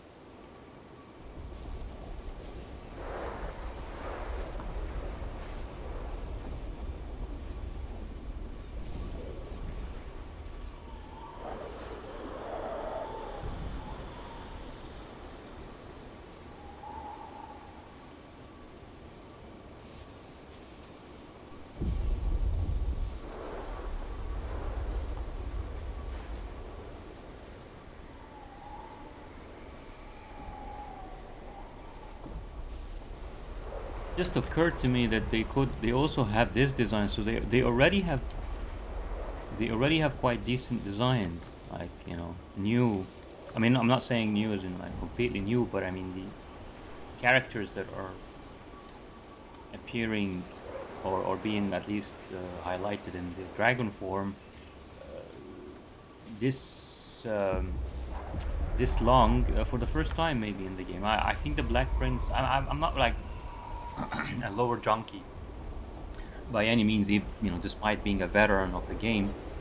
Yeah, I don't know that much about the lore, aside from at least some of the quests that I've done throughout the years and the expansion. So I have familiarity with some quests, but not everything that has to do with the raids and everything else, and like about the story, like not deep knowledge by any means.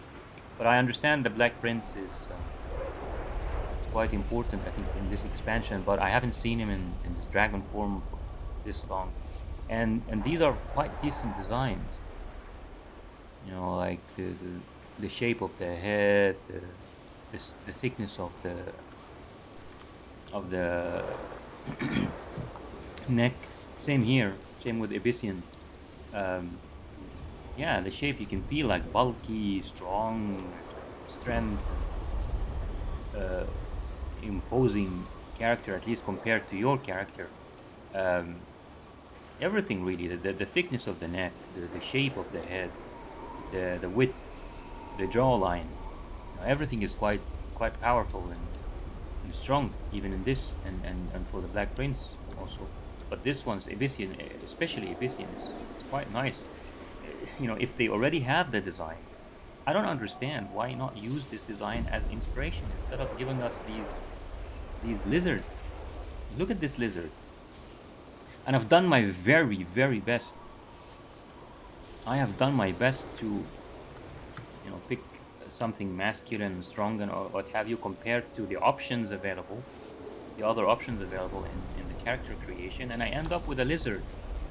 I still end up with a lizard compared to this. Look at this. Compared to Abyssian. Oh my god, the character is like... It's literally a freaking lizard. Raptor, at best. I mean, the highest form of life I can think of is raptor. But really, it's just a lizard compared to these, dragons, proper dragons. And I understand those are like, four. They are walking on four and what have you, and you're supposed to be walking on two legs. I appreciate that, but I'm not focused on the lower body. I'm just saying, why not take inspiration from this for the head at least? The shape of the jawline, the teeth, the horns. I mean, the horns they've used like many horns. But anyway, the idea is what I was talking about. The thickness of the neck, the shape of the head, the width of the head, the jaw, the shape of the jawline, his teeth, and so on. There's masculinity about this and strength. Why not take inspiration from this and make the male Drakthir this way instead of these freaking lizards we're walking around as? Yeah. All the things we have lost. All the things we have lost and missed in the gaming world because of freaking agendas and greed and corporatocracy and dodgy agendas. Sad times and good memories lost.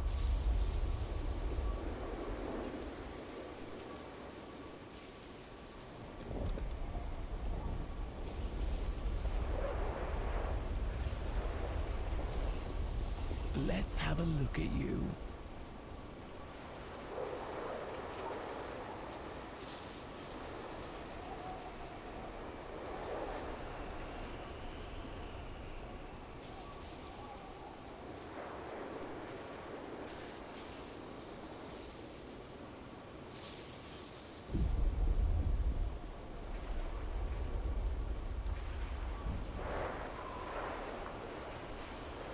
Stay well.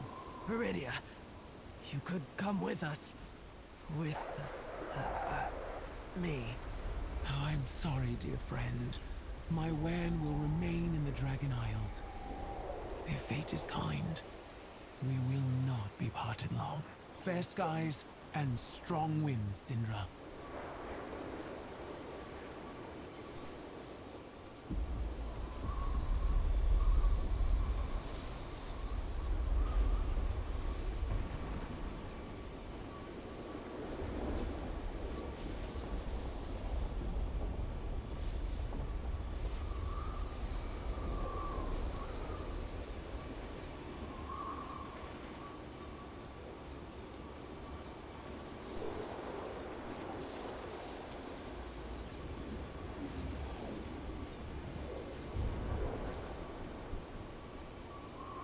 What is your report?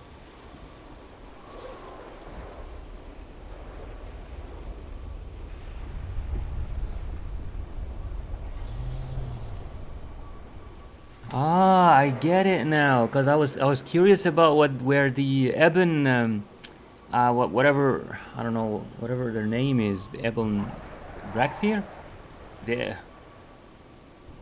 Ebon something. Ebon Scales, yeah, I'm reading it in chat, in the chat frame.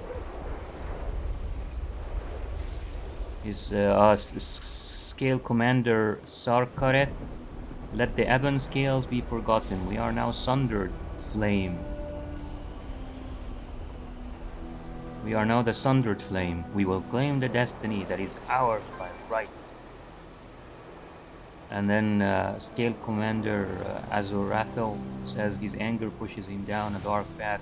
I dread the day we meet again, not as friends but as rivals in the battle, on the field of battle.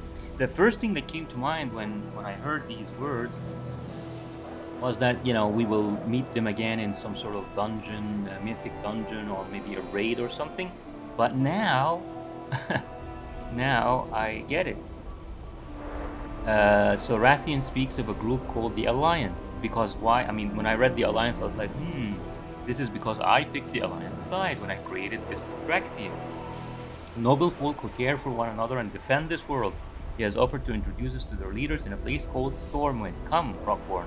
So I'm guessing if you pick the Horde, you know, a similar quest or a similar sort of conversation will occur for the Horde side.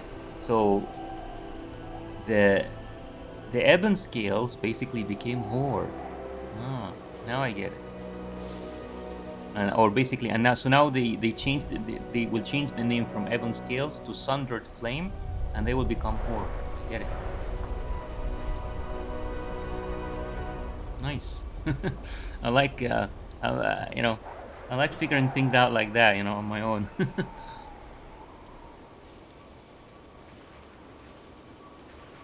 Fair skies and strong.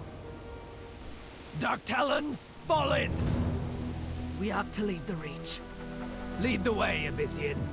The warders will follow Rathian. Children of Neltharion, you have awakened to face a shattered past and an uncertain future. Yet the threads of fate weave a new path to distant shores.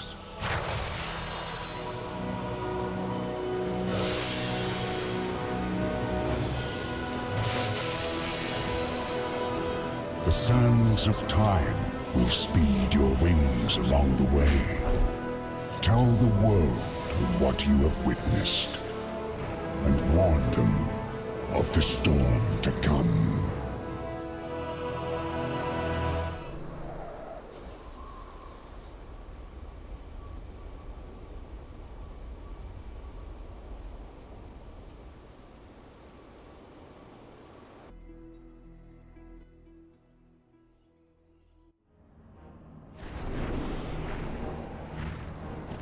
Behold, Stormwind, capital of the human kingdom and crown jewel of the Alliance. Ruled by a dear, dear friend who is sadly absent. Impressive walls. This city could withstand attack by a formidable adversary. Perhaps even a dragon. You have no idea. Now then, to make a proper entrance, Pardon me while I assume a more recognizable form. Ah, yes. The Earth Warder, too, had a visage. So these humans know you? Indeed. I have no doubt they will welcome me with open arms.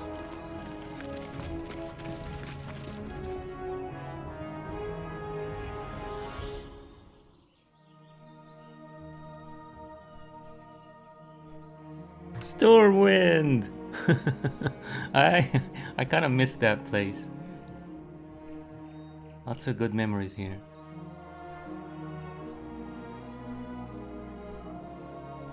And the music brings some of them back.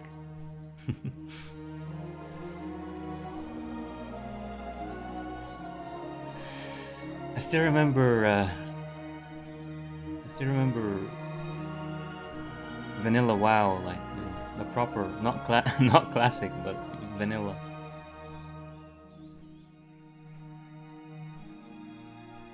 My very first World of Warcraft character was a human on the Alliance side. So the first like proper city I visited in the game was Stormwind, and I remained Alliance for many years. Just tried Horde for a little bit, but never liked their looks. You know, it's too beast-like and stuff. And I guess that's why they added later on. They added the blood elves. They wanted to add some beauty to the beast, so to speak. But yeah, even then, that's when I actually tried. I went on the Horde side and tried Horde for a bit as a blood elf, but only female blood elves made sense to me. Looked like, you know, good, but the male blood elves were just too feminine and too dainty for my taste. I didn't like them. So yeah, and generally speaking, I just didn't like, you know, generally the vibe. I don't know why Horde became more popular among content creators and serious raiders and stuff. I don't know. Maybe, I'm not sure. I honestly am not sure. It's a very strange phenomenon to me that, you know, so many gamers would want to look like undead. I guess they thrive on the scary part of it. I mean, they like the idea of sort of looking like a scary, you know, creature in a game, imposing, threatening, that sort of thing. But still, I mean, you can look strong and imposing without looking like, you know, like a creature typically throughout, you know, gaming history and RPG history. Creatures like orcs were consistently attached to you know, barbarism, evil, sometimes, like even in this game and this other world. Yeah, Lord of the Rings, for example. In the games, some of the Lord of the Rings universe games, you can see like orcs are considered ugly, barbaric, primitive, and so on, and they were considered this way for a long time. So yeah, it's strange to see to see like Blizzard trying to redeem them through the years, you know, to change their image from World of Warcraft 3 on, and say, oh, they were brainwashed or they drank the blood or whatever. I don't know, whatever the lore says about them. And then, you know, bit by bit they come up with pretty alternative looks for Thrall and for other orc characters. But, you know, back at the time, as I said before, this fad of glamorizing or beautifying the aesthetics of orcs were always just evil and primitive, and like in the gaming world, I mean, in the RPG genre generally, and many of these games. So I never like really liked the idea of being one in a game, or using an alter ego, or a protagonist as such. So yeah, oh, I've been Alliance from the beginning, and for the vast majority of my World of Warcraft career, so to speak.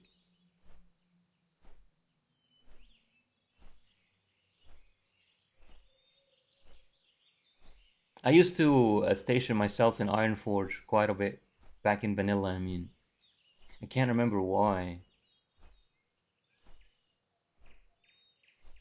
I suspect it might have something to do with the auction house.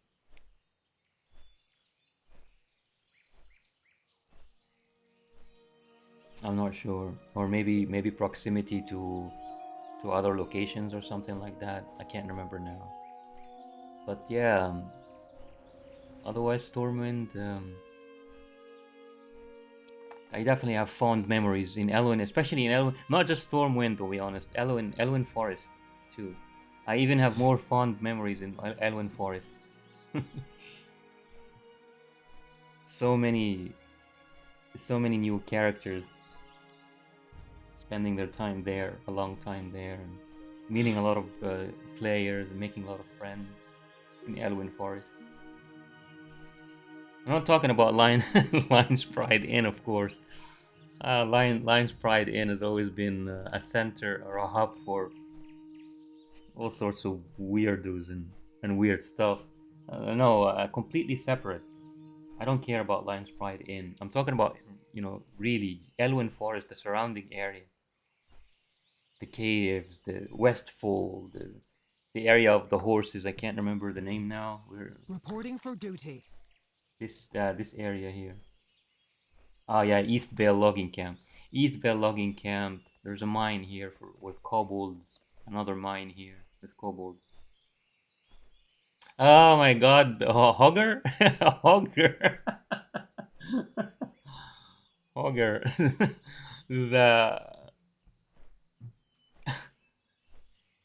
the bane of the new young characters in Arrow Forest.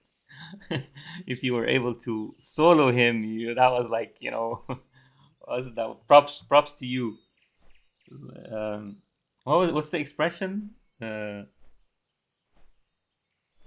like you can flex it, if you can solo if you can solo Hogger back in vanilla, that was something to talk about. In the beginning at least. Later on, of course, as players got stronger, it was nothing. But I mean, if you were able to solo him with reasonable, like not overpowered gear at a reasonable level and normal gear.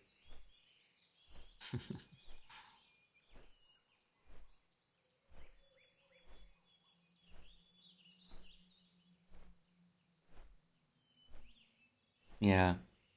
And of course, Northshire. Yeah, I almost forgot Northshire. But yeah, Northshire is not attached to a lot of memories because even back in vanilla, you spent like, I don't know, half an hour maximum. Of course, nowadays it's just a few minutes. But back at the time, like you spent like a very short time in Northshire. But once you get out of Northshire, you spend a lot of time in Elwyn Forest, going all around.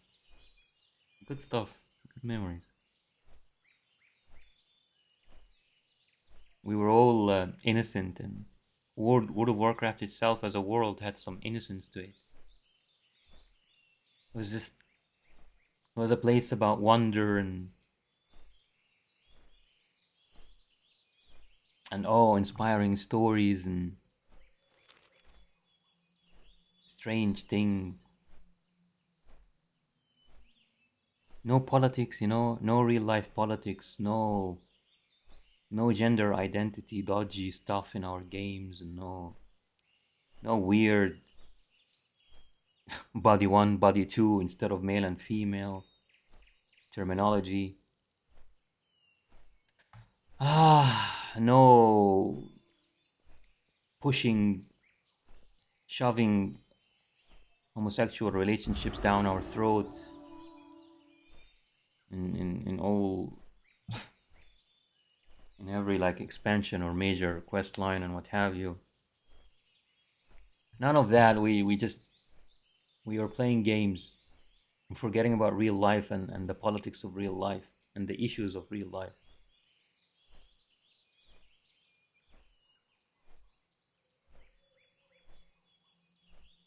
But now gaming companies, including Blizzard, they're desperate to normalize what's never going to be normal, just because it's not popular enough.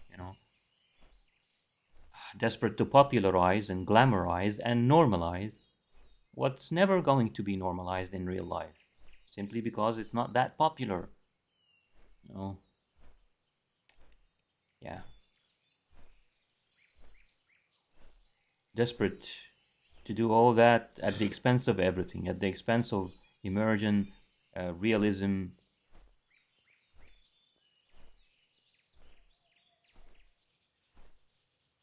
meaningful characters and meaningful stories and good aesthetics.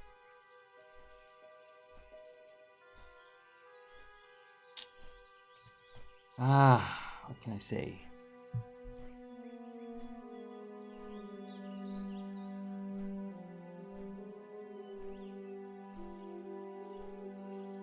I don't know if the rest of Dragonflight is gonna capture some of some of the magic of. I don't think anything would.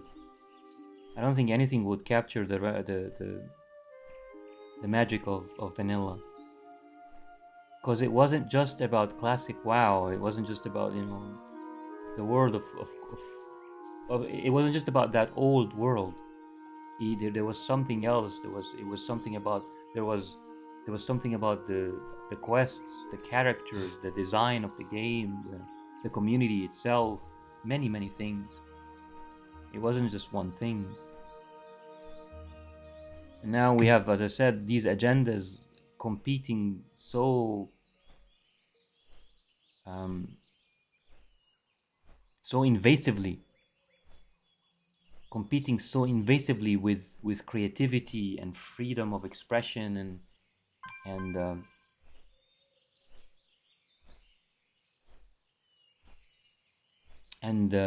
real, like, believability, not realism but believability, you know.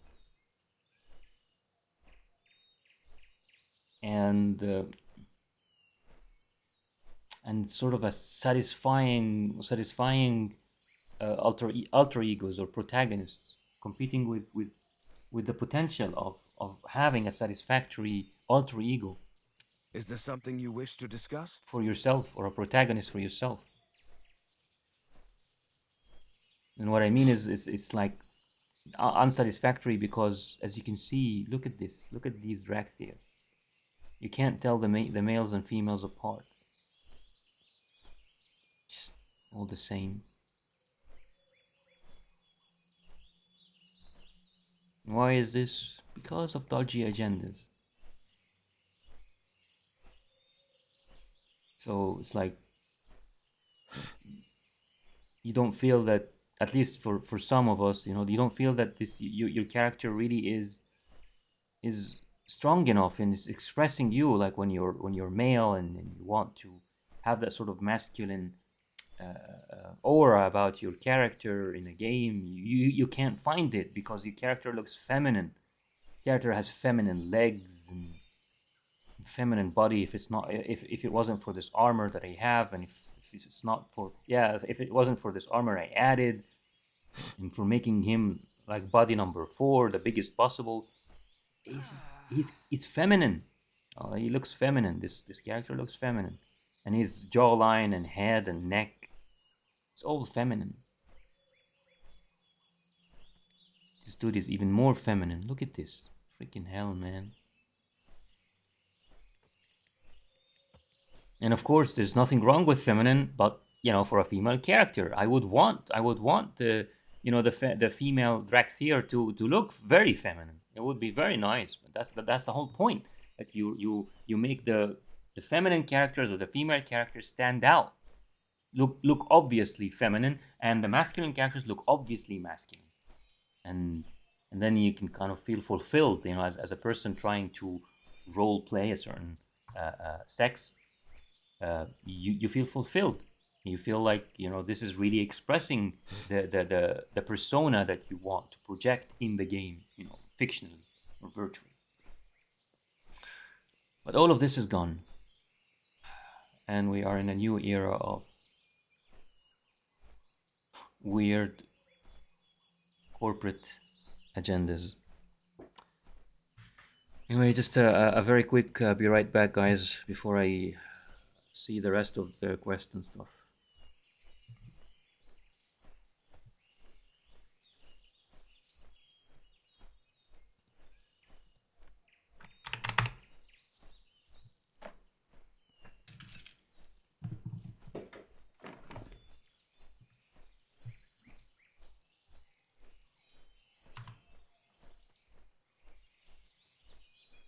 Let us share tales of battle.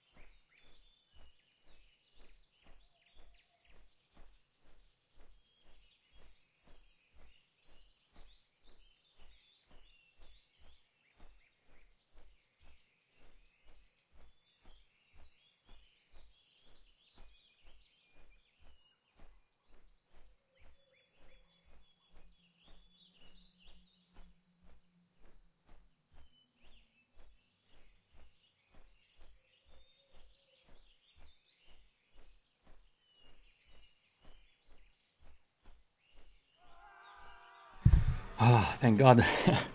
Finally, I return at a good time. Yeah, anyway, so I'll continue now.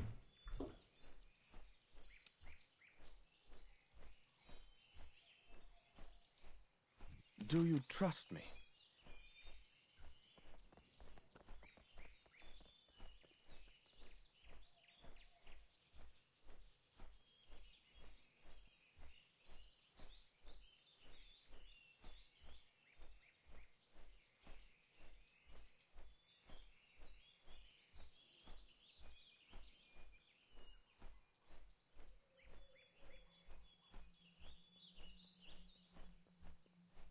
The Black Dragonflight will be redeemed. We are the shield of the Drakthir.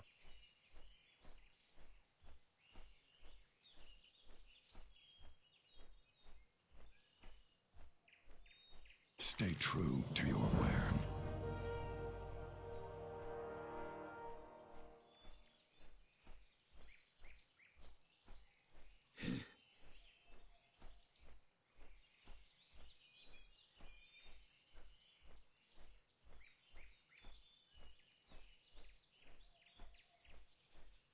Lizards. See, I doubt many of them are used to seeing dragons walk among them. Lizards. We are not dragons, we are lizards. Seriously.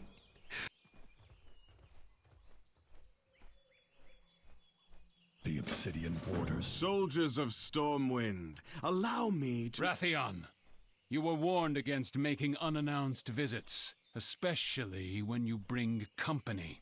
1,000 pardons, my dear spy master, but I come bearing the tidings of the dragon aspects for Lord Commander Turellian. As for the Drakthir, you have my word that they will cause no harm. They have come seeking refuge, not conflict. Their conduct will be on your head, Rathion. The Drakthir have my leave to roam the city. But know this, SI-7 will be watching. Let them pass. Mortals.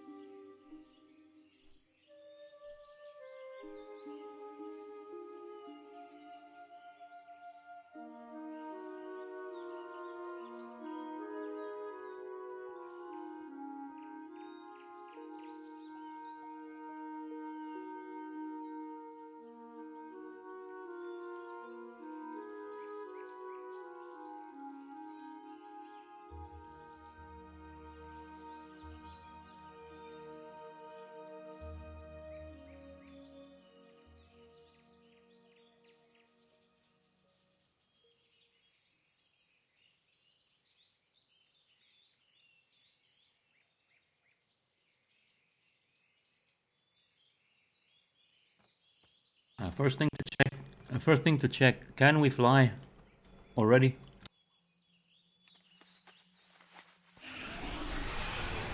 Nice. We can fly.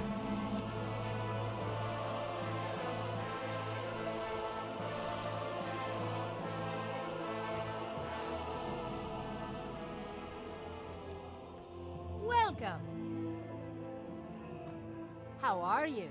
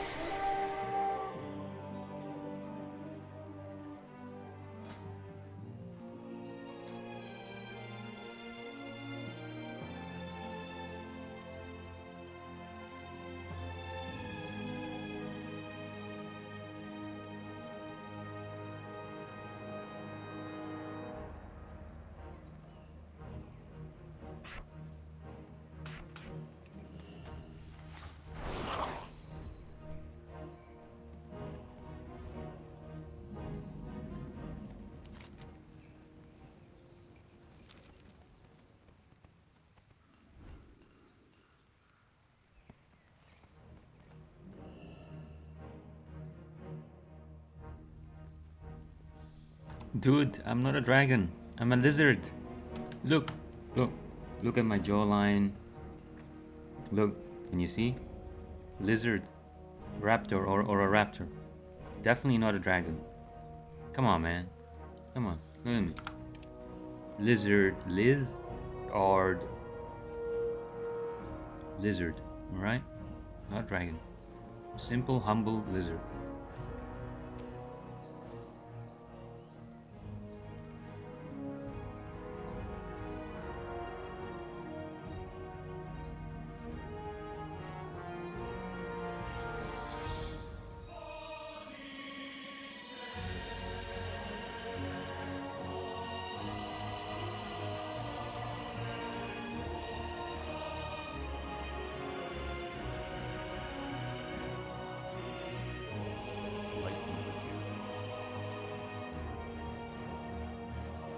Seriously?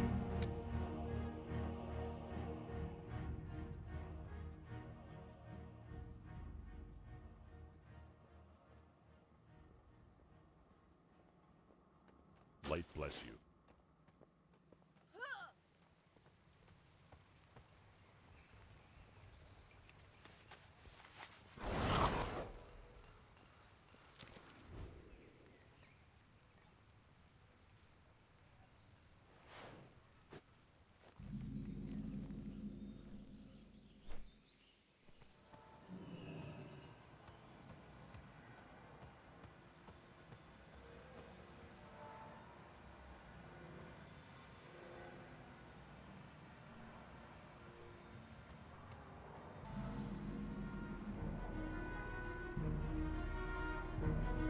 What news?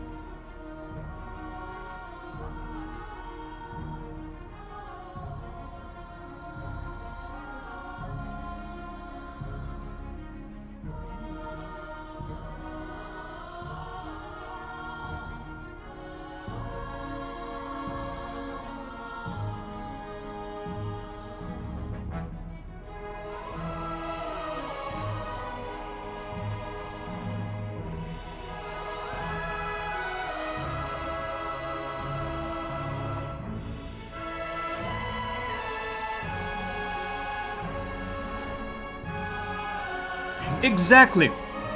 Exactly, Jenny Cannon. Thank you. Thank you. Someone finally said it. You look too skinny to be a dragon. Exactly. Hello. Lady.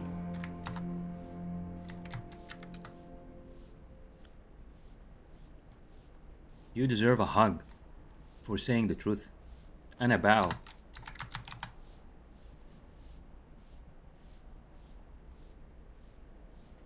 Yep. What did she do? Did she react to my bow? Maybe it's some sort of animation.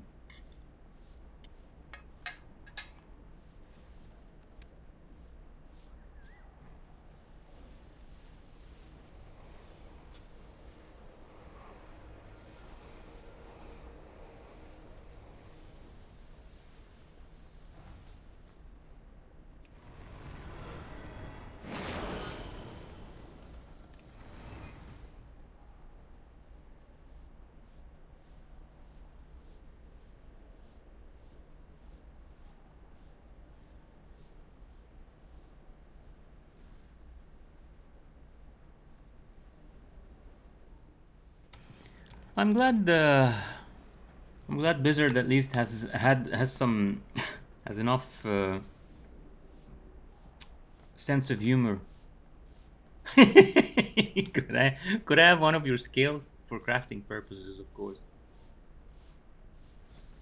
I'm glad that Blizzard has enough sense of humor to make one of the characters in the game tell you the truth. Basically, it is the truth. You look too skinny to be a dragon. Yes, my lady.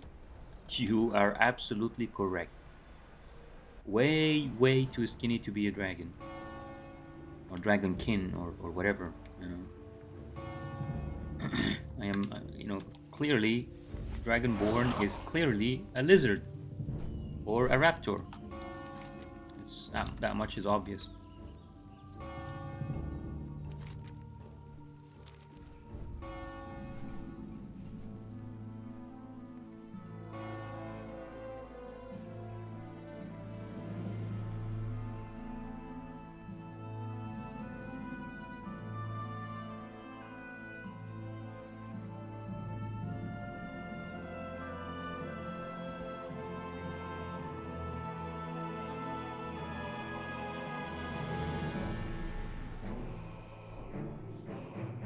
Reporting for duty.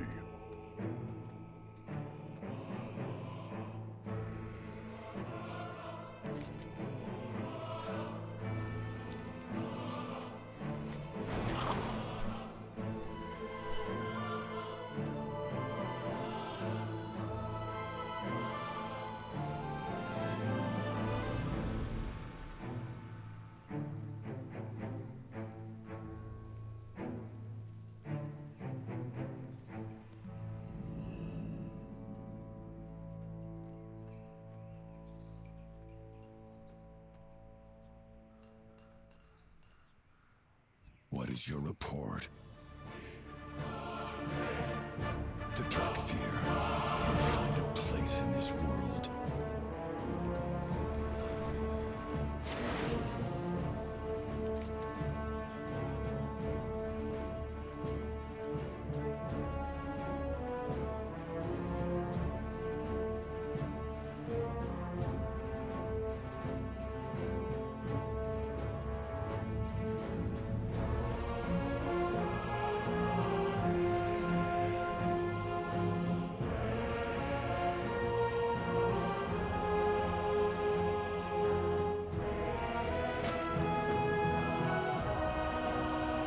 Every action has consequences.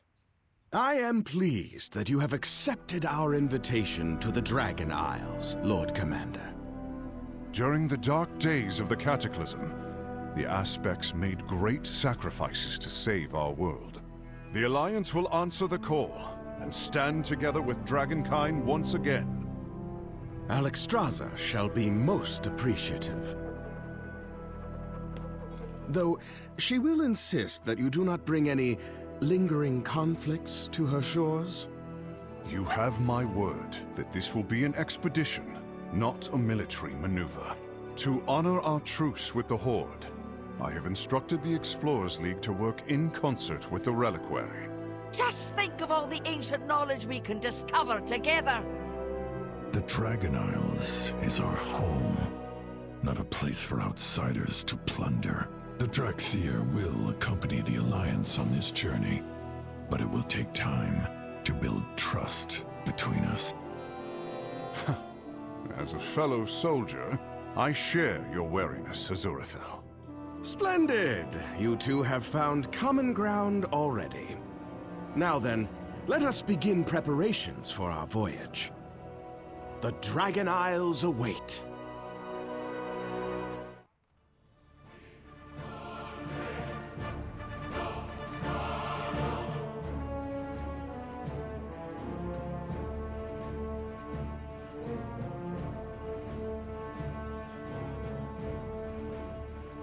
Christo.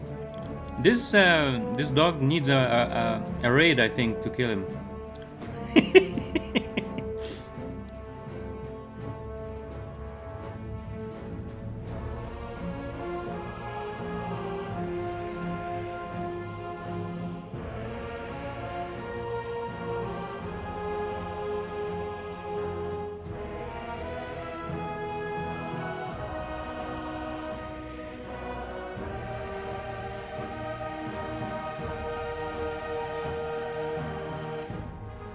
Pleased to meet you.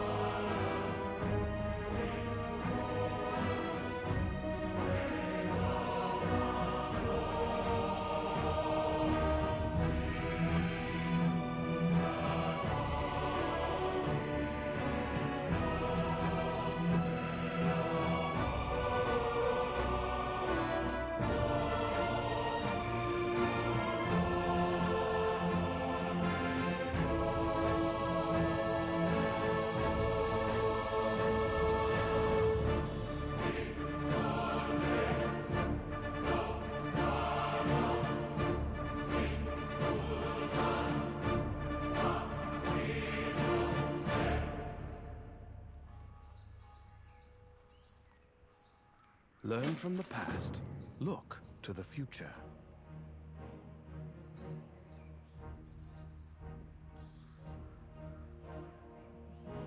Until next time.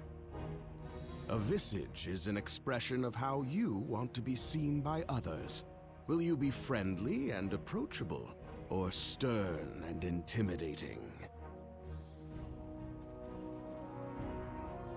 Certain of my kin chose the latter. As for myself, I settled on dashing and perilously handsome. The magic is within you, my friend. Look inside and focus on a form that reflects how you want the world to see you. We meet again, champion. Never let your guard down.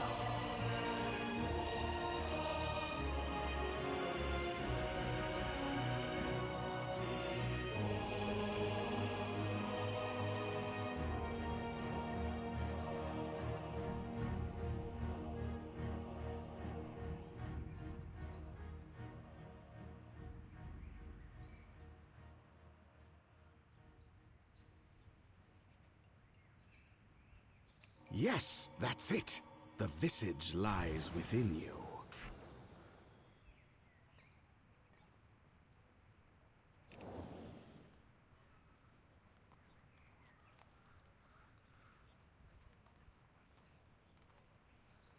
Nice.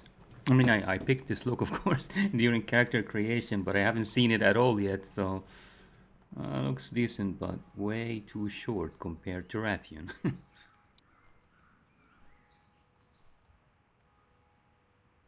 You stand before the Black Prince.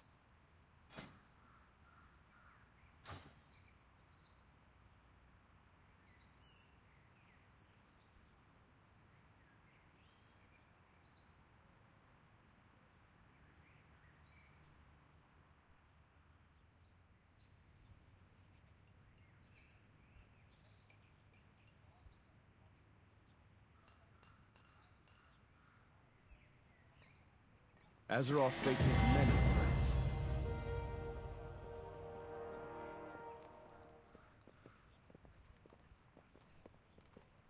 I have been expecting you. It seems our fates are intertwined. Speak your mind.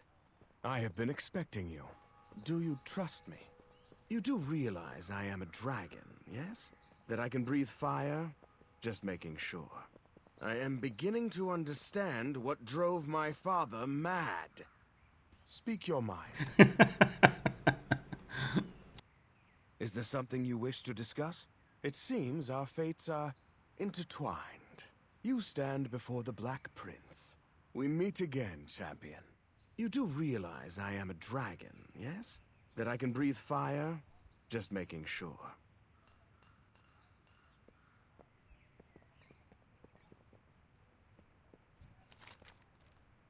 The Obsidian Warders stand proud.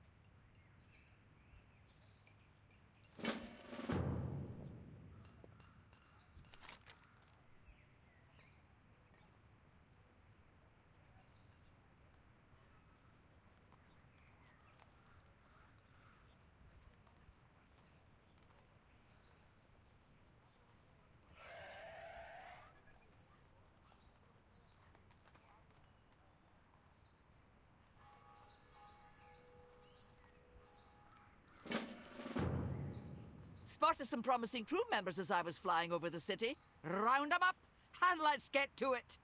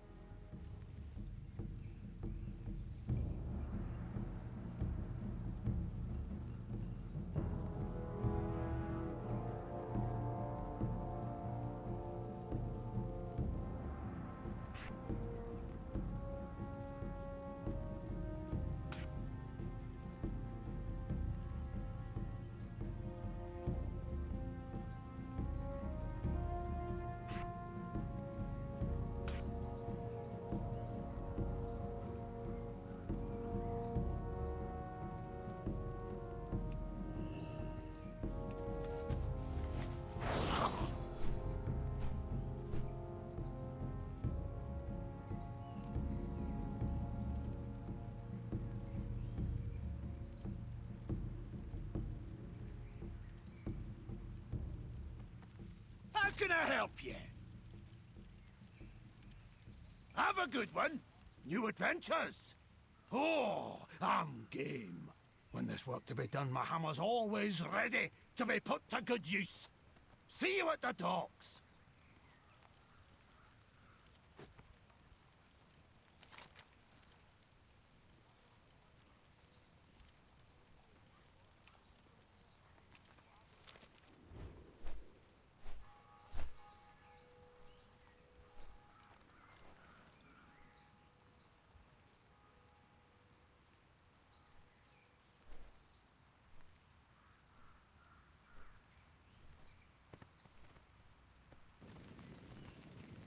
I got what you need!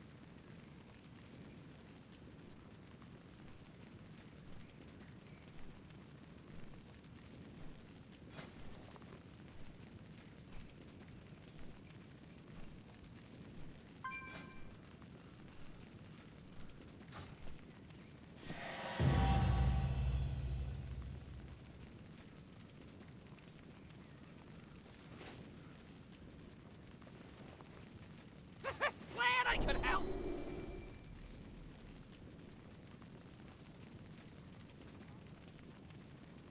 Time is money, friend!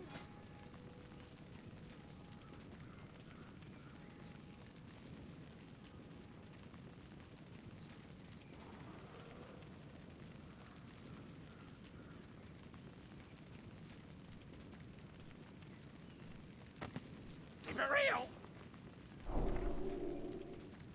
Yo!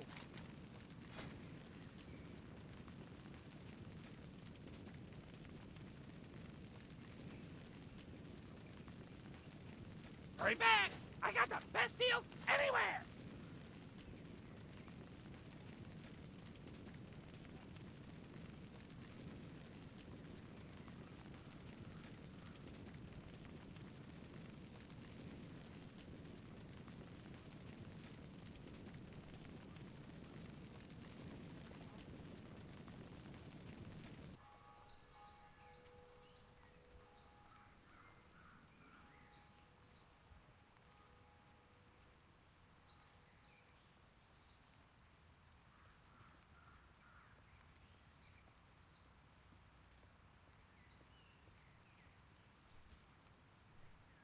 Keep it real!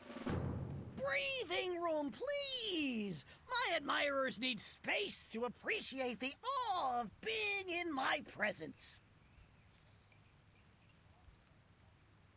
Another fan! Ha! Hello there! Watch your selfie! Ahem! Duty calls! Now, if you'll excuse me, I must be off to make a name for myself in the splendiferous Dragon Isles.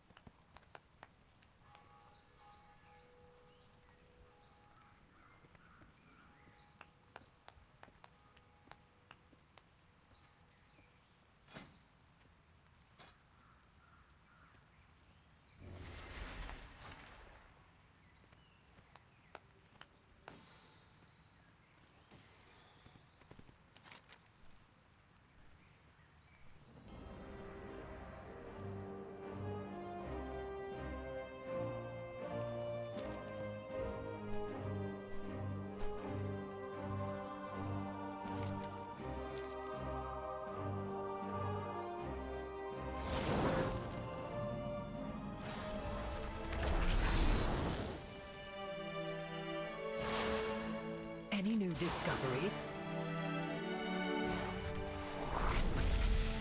Diplomacy first. The Drakthea, stand ready.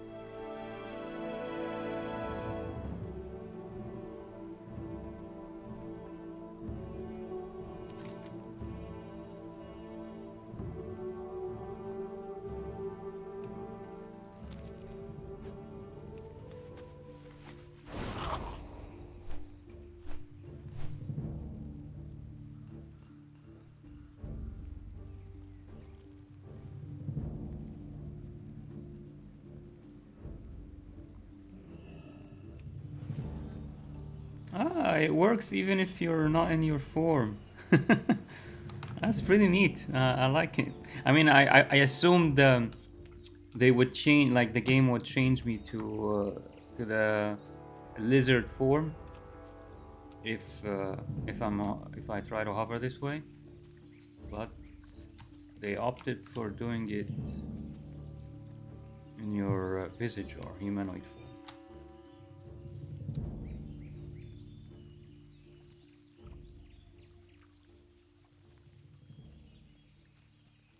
What can I do for you?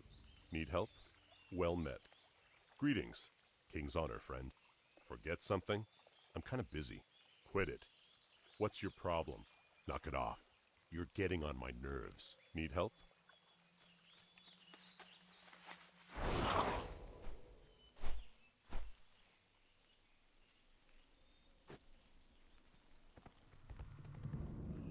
It's good to see you.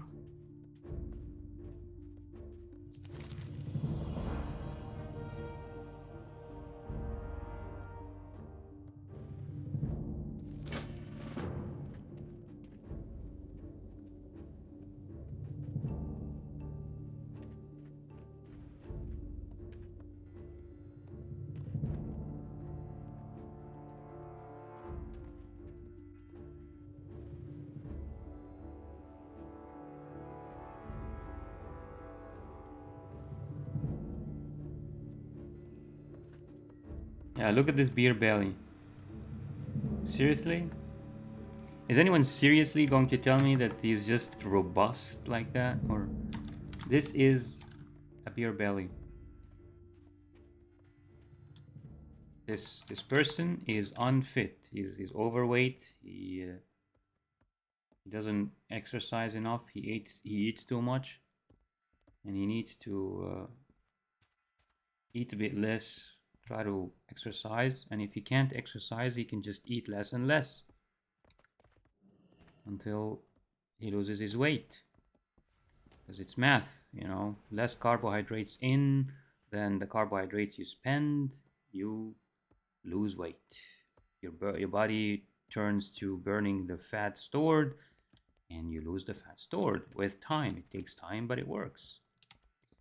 Yeah, so instead of celebrating this and glamorizing it and making it heroic in games, I mean, as I said a while ago, it's all intentional.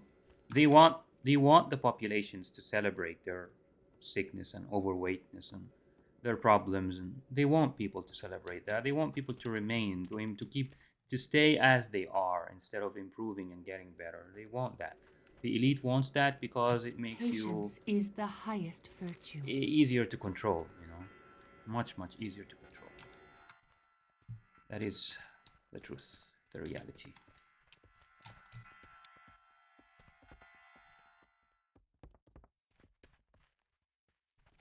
Discipline and practice lead us to our full potential.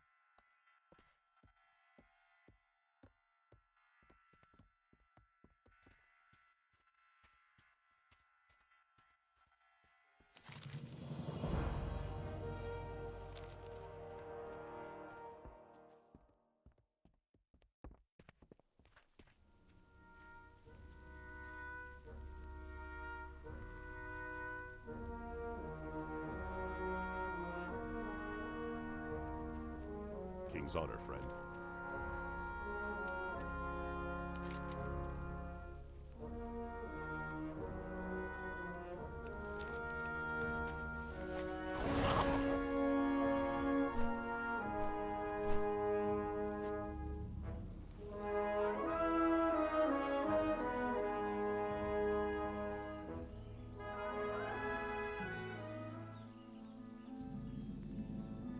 Coxswain's Sprockets!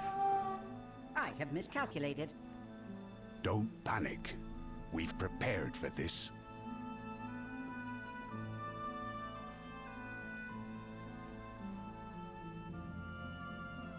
My apologies, I was preoccupied. May I be of assistance? Conversation initiated. Do you seek socialization? Please make your inquiry. You're really starting to grind my gears. Please tell me you automated this process. Go plug yourself in. You have acquired my attention. Awaiting your input. Conversation initiated. Please make your inquiry. My apologies, I was preoccupied. You have acquired my attention. You're really starting to grind my gears. Please tell me you automated this process. Go plug yourself in. It's a good day for an upgrade. You have acquired my attention. Do you have a line of inquiry? I'm sorry, did you say something? I acknowledge you. You're really starting to grind my gears. Please tell me you automated this process. Go plug yourself in.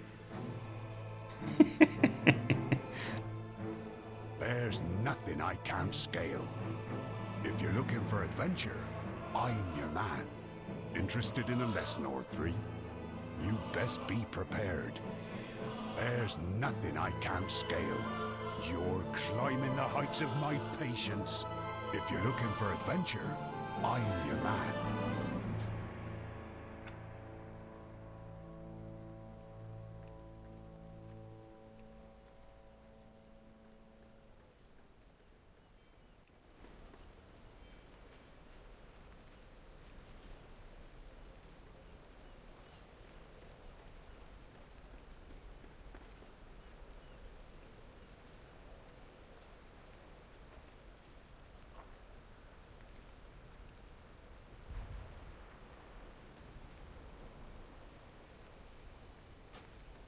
You best be prepared.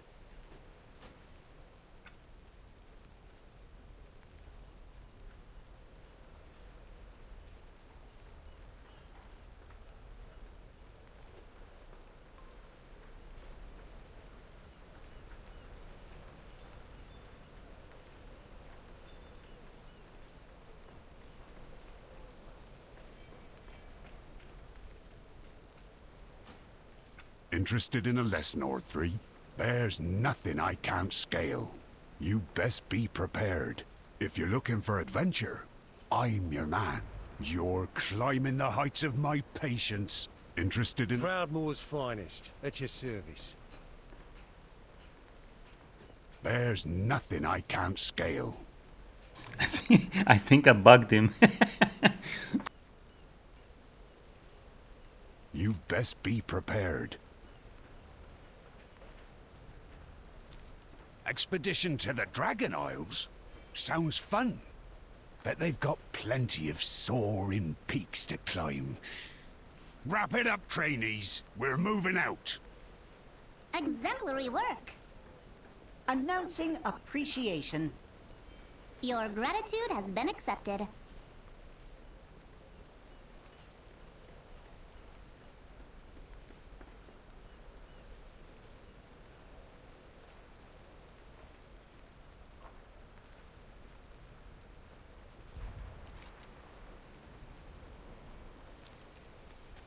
Anchors away.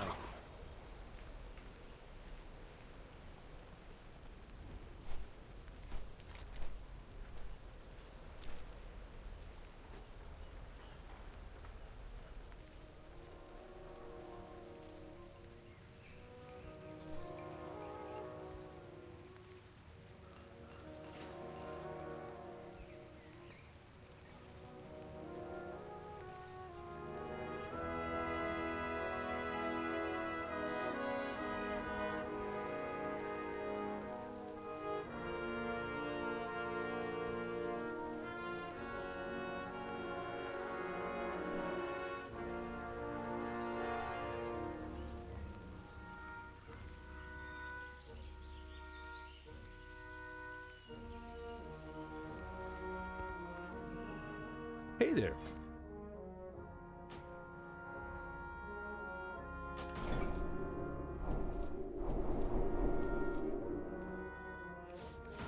Have a good one.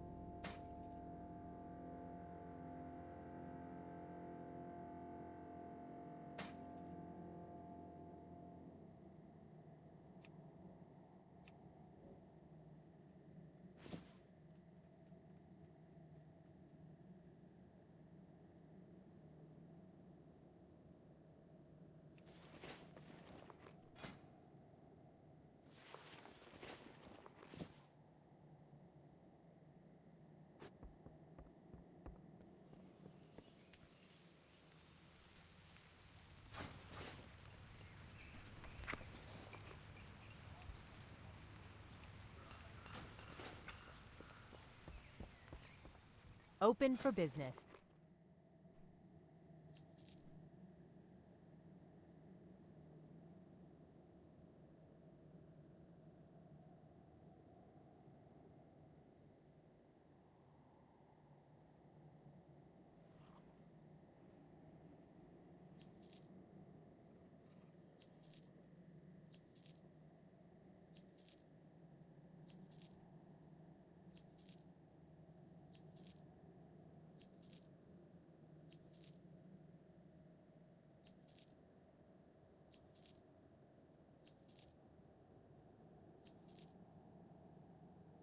See you around.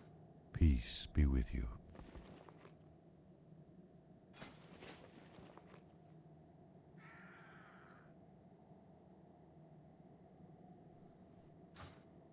You need something?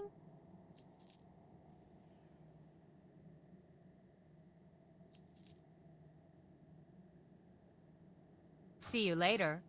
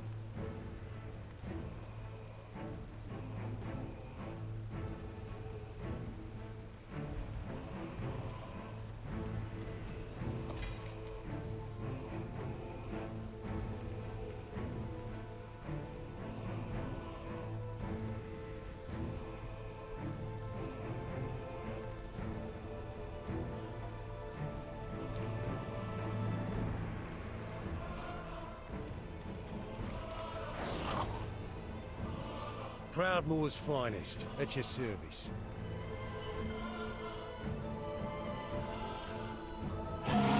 See now, Wildfeather. You're gonna need that energy soon enough.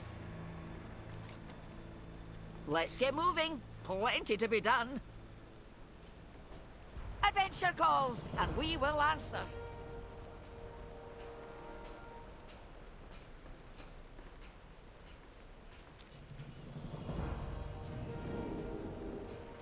Sorcery! We're under attack! Be at ease, Toddy. This is a friend, not a foe. Apologies for my abrupt arrival, but the news I bring cannot wait for pleasantries.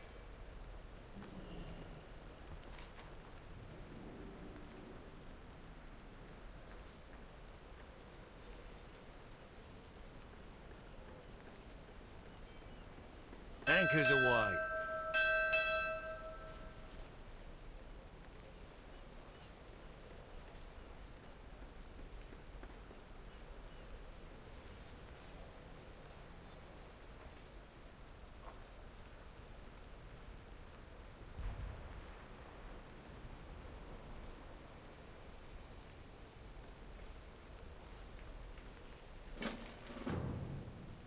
It is.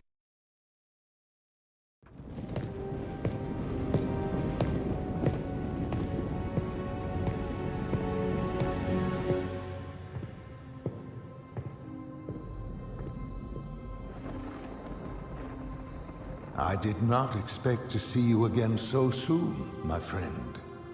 After you'd answered the call of the Isles. Something has happened, Khadgar. Something terrible. Kalikos, tell me. It all happened so quickly. And Rathian, young as he is, bravely or perhaps foolishly tried to stop it.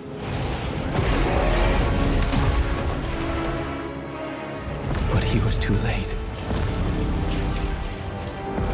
The Tempest had already been unleashed.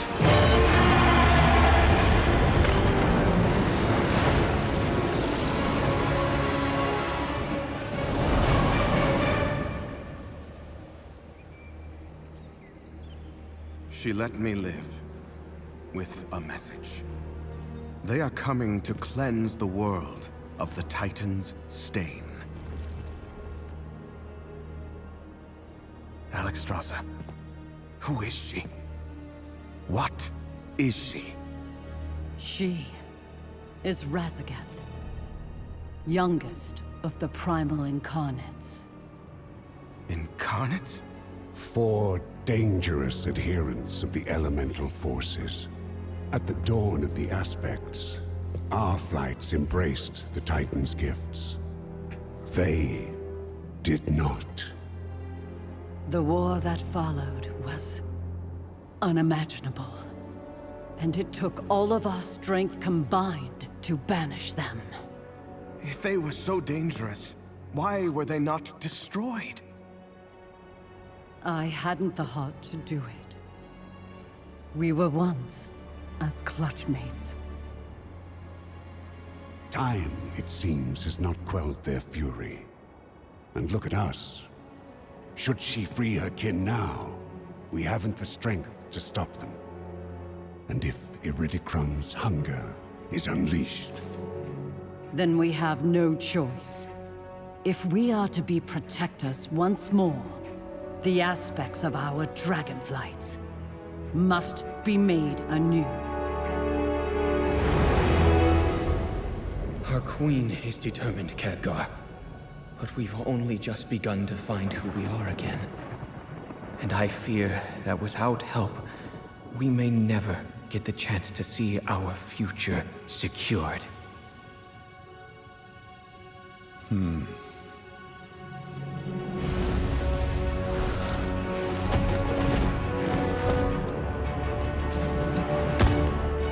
Then it seems the mortal races too must answer the call and face the storms ahead.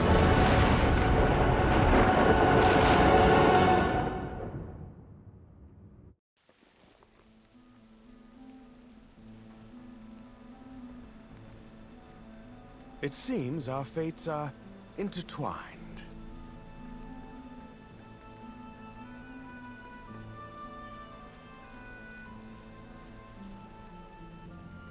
The Black Dragonflight will be redeemed.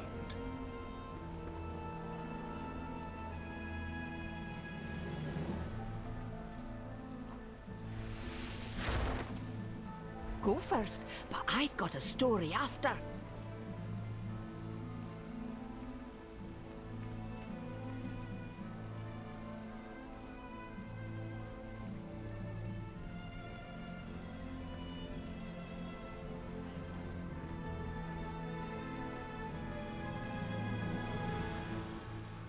Count the expedition boat shouldn't be long now. Make a friend or two while you wait for it. Proudmoore's finest, at your service. What brings you here? Farewell.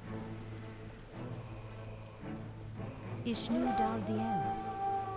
Asha fela.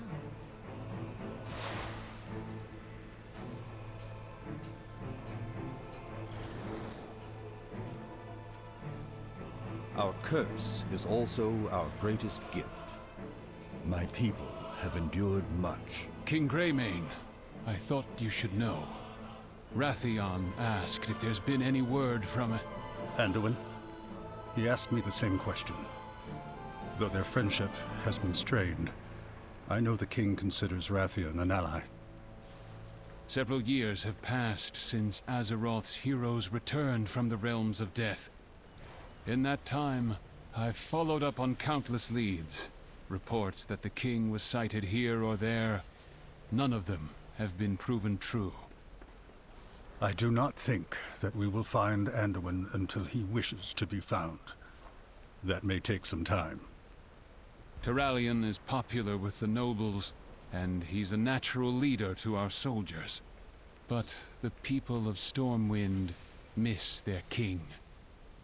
The best thing that any of us can do is to give Anduin the time he needs, and to be here for him whenever he comes home.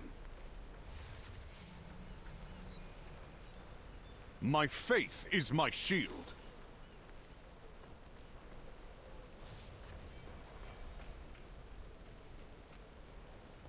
Remember your obligations.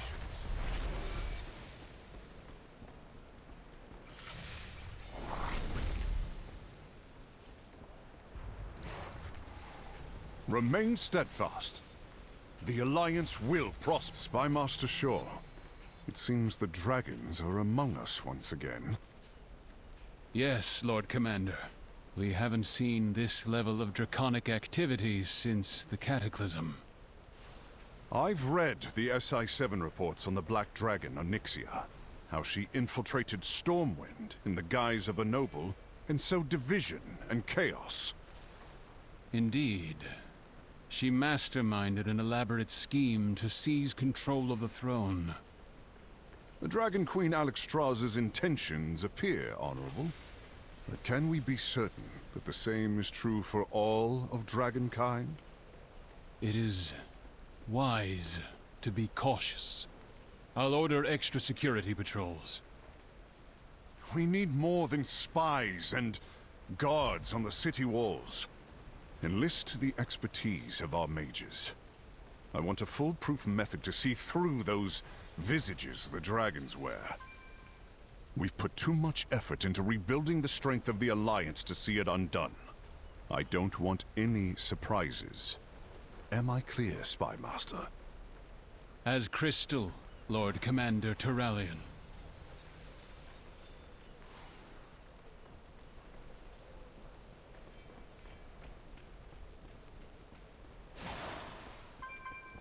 Respect must be earned. Explorers ahoy! Ah, the rugged dragon scale.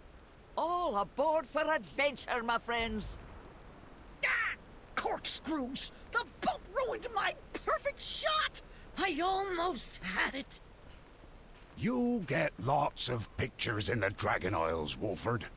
Imagine all the ancient wonders we'll be discovering. I still say we could have crammed into my mole machine and gotten there faster. We Drakthir would rather fly home than ride a wooden vessel as it drifts upon the waves. But I pledge to accompany your expedition, so waves it is.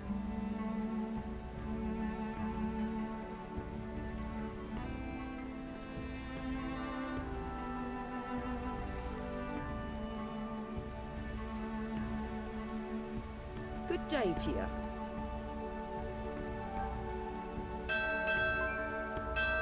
Tell me of your glories. Interested in a... Surely one of your airships would be faster than plodding along in this boat. You really want to fly an airship into a sky full of dragons, Ensign? Besides, our tide sages are putting in work. I suppose that is an understandable fear for a flightless creature.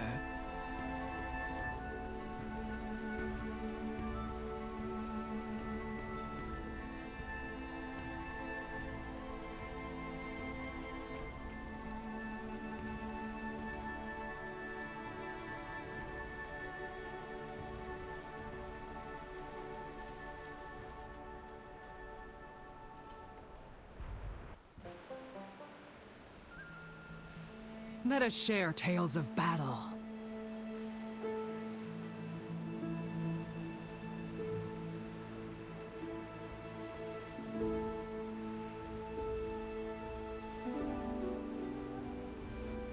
Looky there, Wildfeather. A whole new land to explore. Mountains to climb. Ruins to delve. New species to discover. Award-winning photographs to take. Famous dragon autographs to acquire. And flip far above normal resale value. Focus. Obsidian warders, stay alert on approach.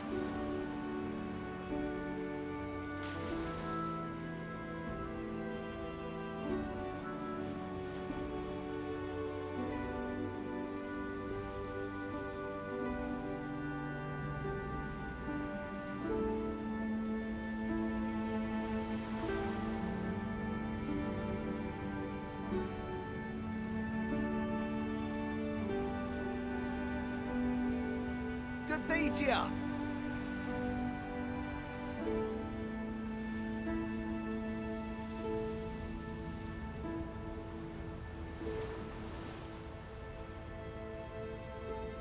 Welcome to the Dragon Isles, explorers! Come on, Wildfeather! Off to the next adventure!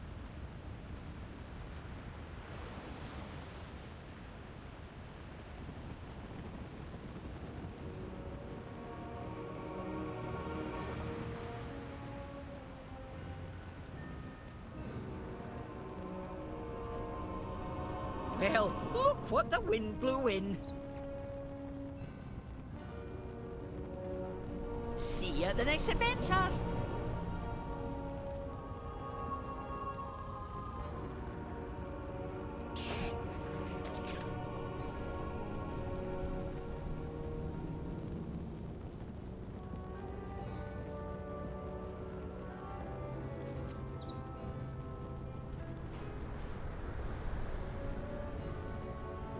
Let's get moving. Plenty to be done.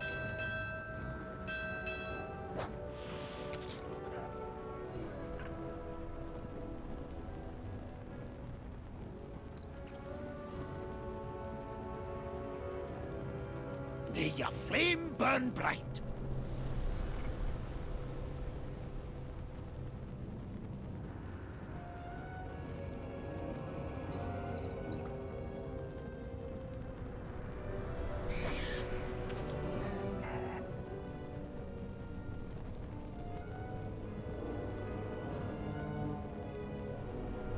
Keep those irons in the fire!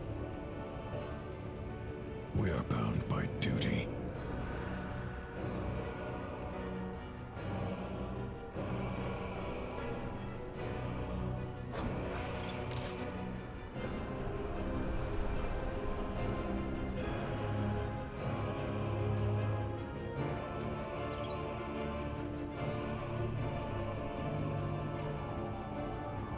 Stay true to your wern. We'd best keep moving. Rathian said he would meet us at the embassy atop the hill. It may be under attack. If it is, then I will be ready to defend my allies.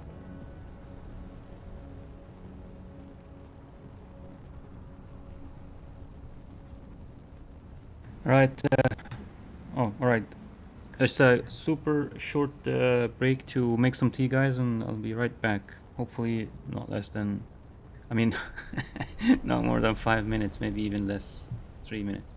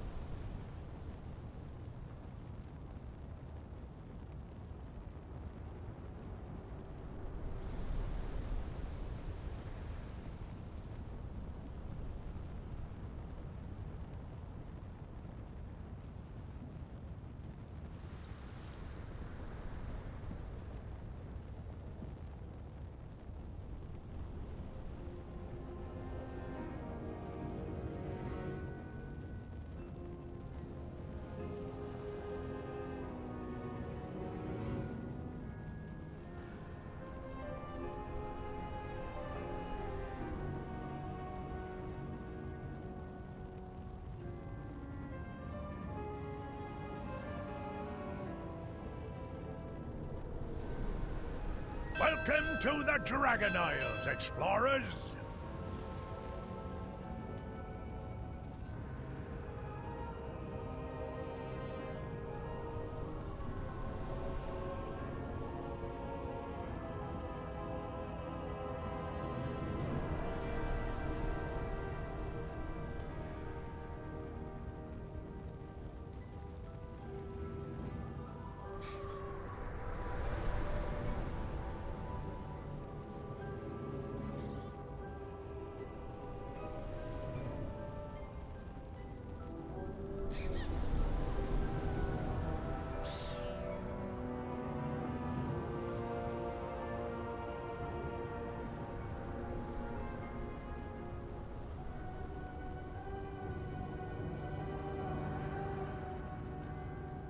Okay, back.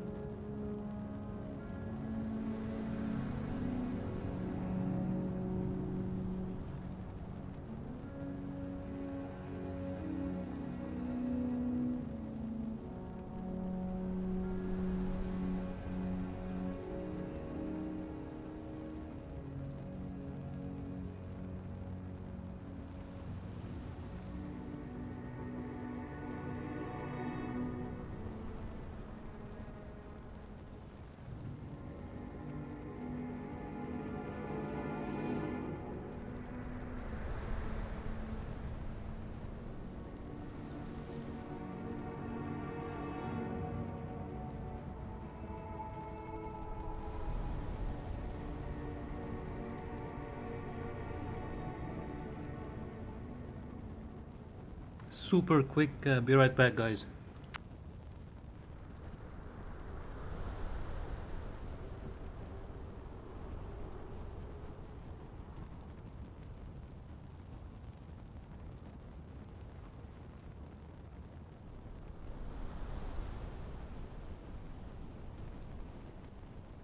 Welcome to the Dragon Isles, explorers!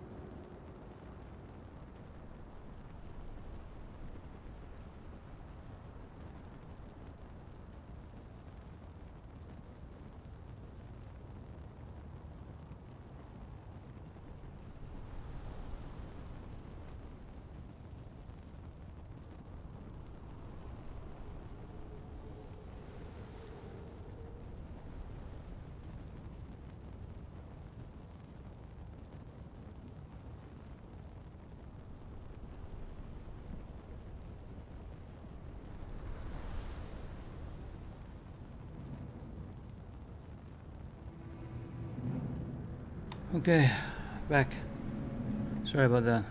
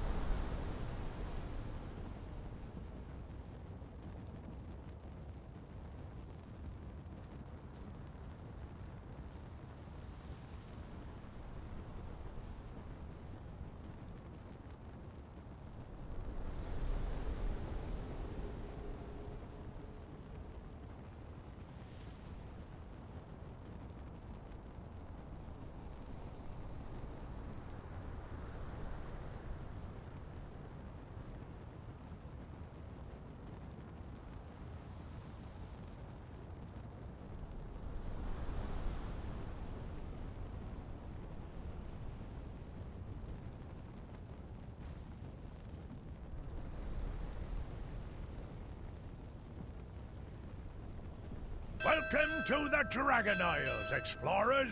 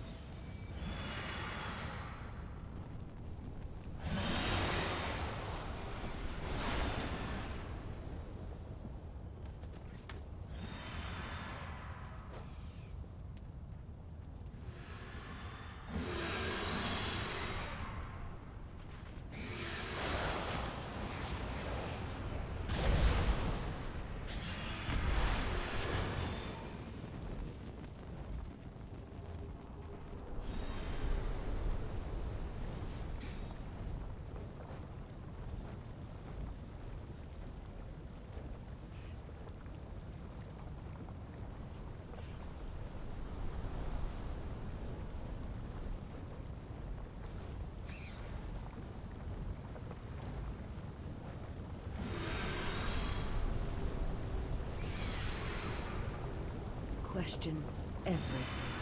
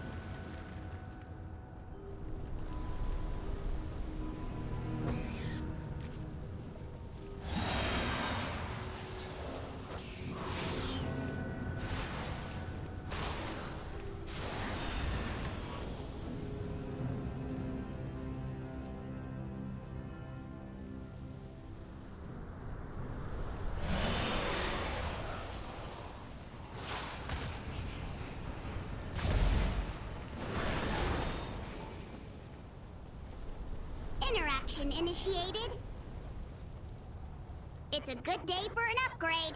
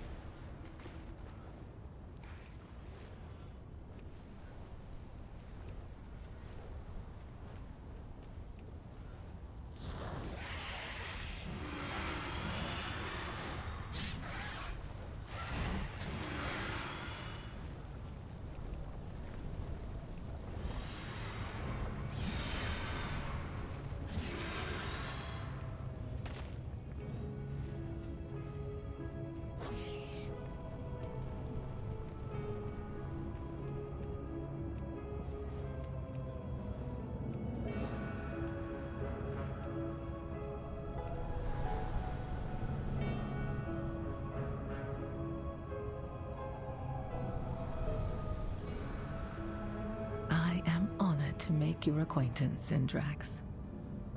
Well met!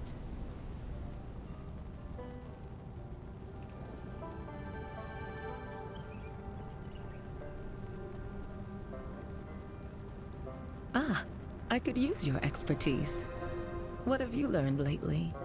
I have answers if you have questions. Have you anything new to research? What have you learned lately? Do I need to research ways to annoy you? Have you anything new to research? I have answers if you have questions. Ah, I could use your expertise. What have you learned lately? Have you anything new to research? I have answers if you have questions. Do I need to research ways to annoy you? Ah, I could use your expertise. What adventure brings you here? Can I join?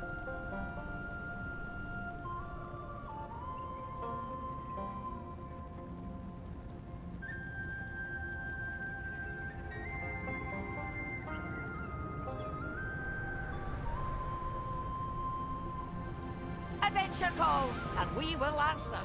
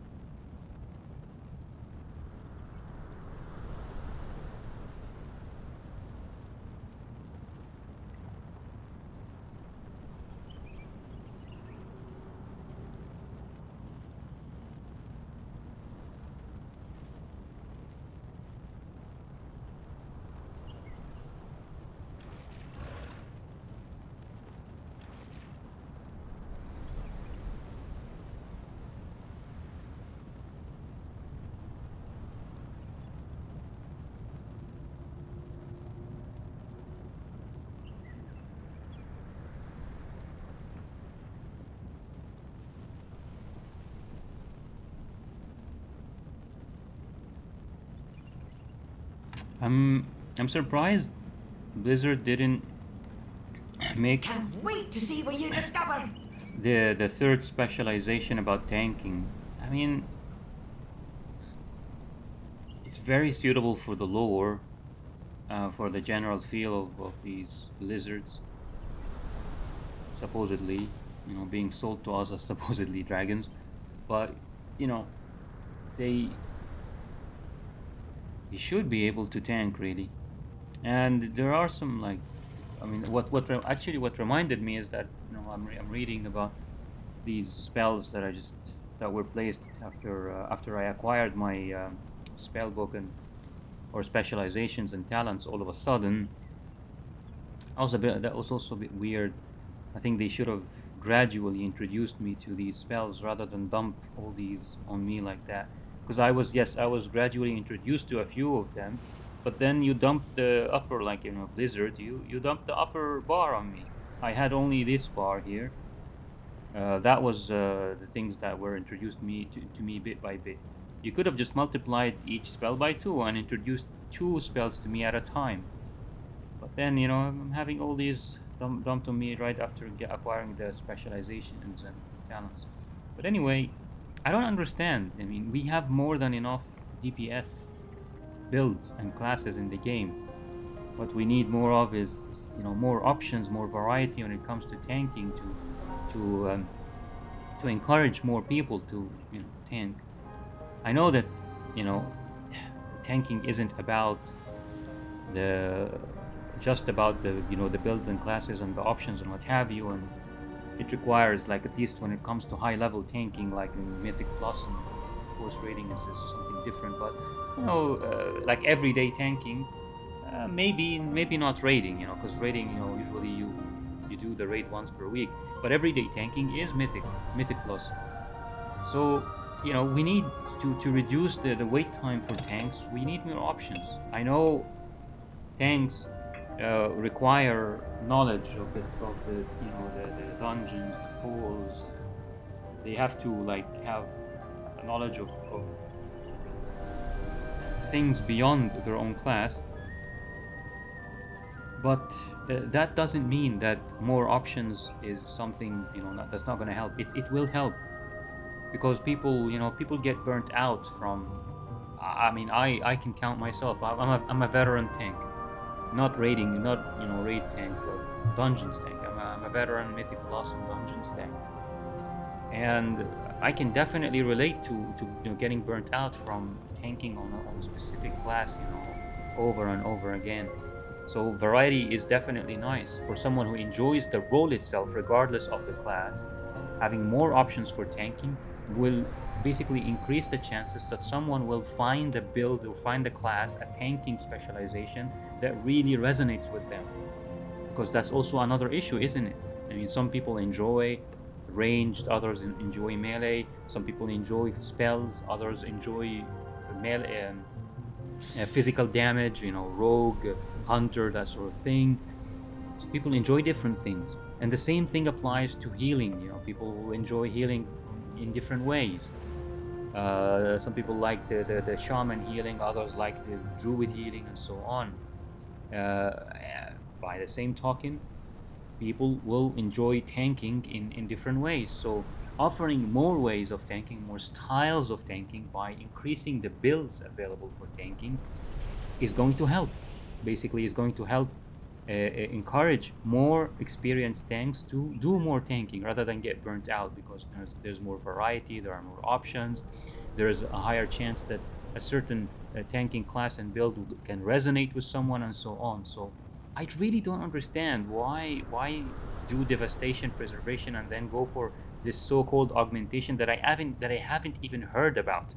You know, because I did take a quick look at the builds and, you know, the tier lists and what have you before starting to play, and I haven't even heard of augmentation. It's almost like, as I said, it's almost like nobody uses it. So I don't understand why do this. It's just bizarre. We need more tanking options rather than less tanking options for the game, to reduce the wait time for tanks, because the wait time is ridiculous, you know, in Mythic Plus and even in normal dungeon.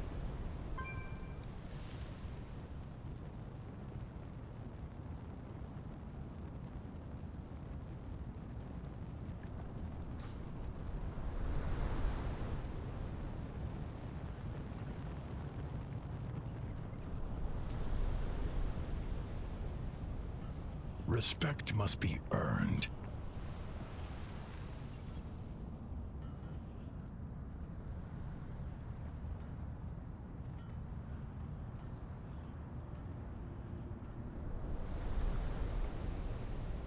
The Drakthyr will find a place in this world. Fair skies and strong winds to you.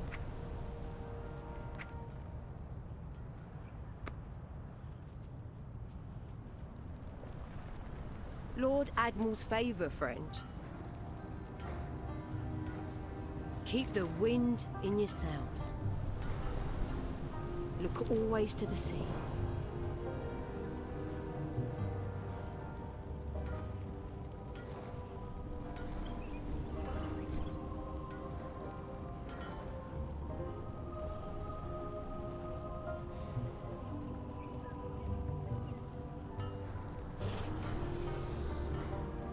Safe passage to you. What can I do for you?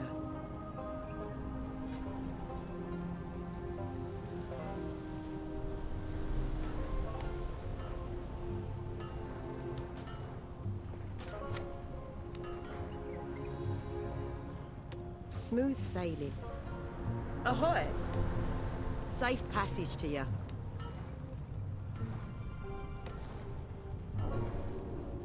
Lord Admiral's favor, friend.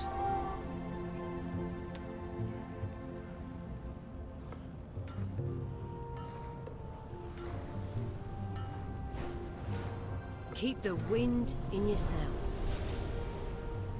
Ahoy! What can I do for you? Look always to the sea. Have you seen my wrench anywhere? Have a good one. May your flame burn bright. Welcome, friend.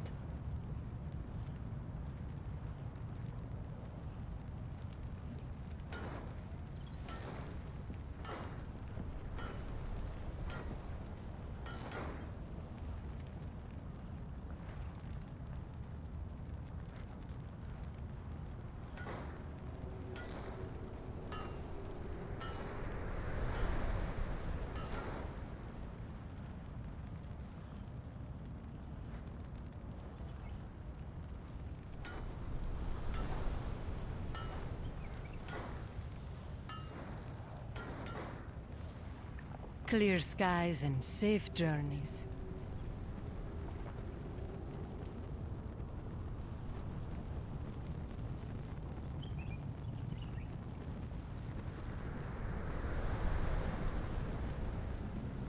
Time is money, friend. Pleasure doing business with ya.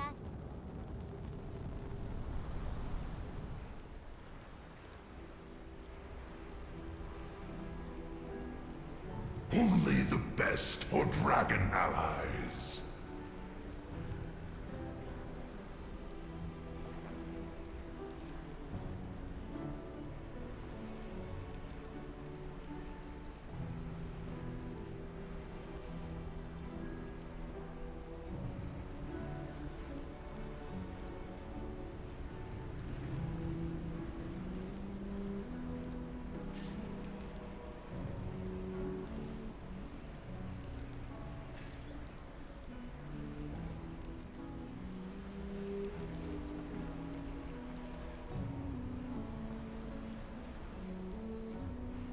A wise decision.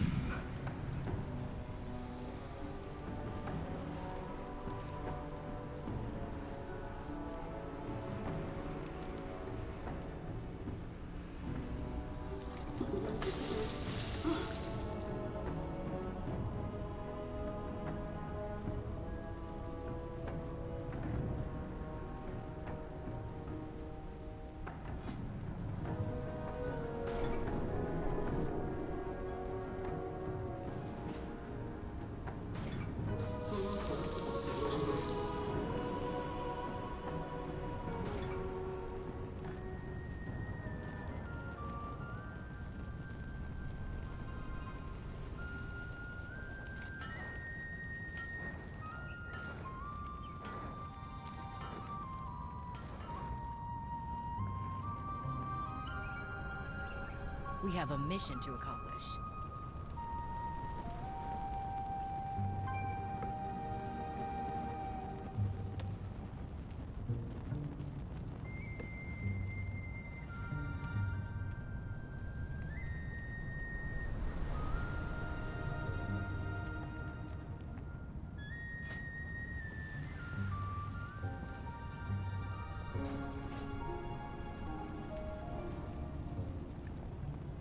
What did you bring me? Remember, everything has its use.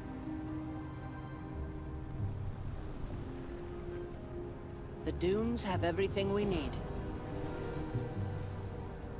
Do you have any news?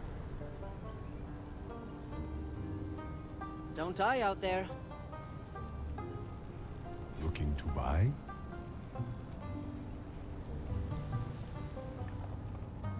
There is no hurry.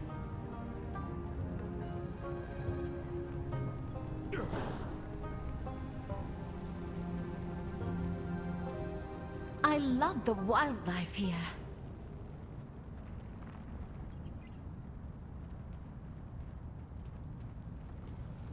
Our enemies will fall. Remember the Sunwell.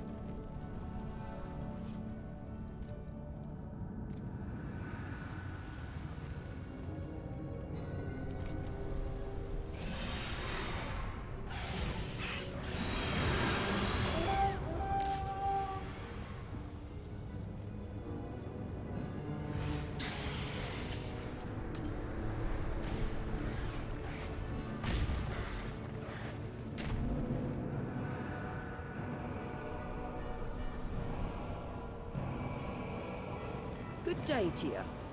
Smooth sailing. Welcome to the Dragon Isles, explorers!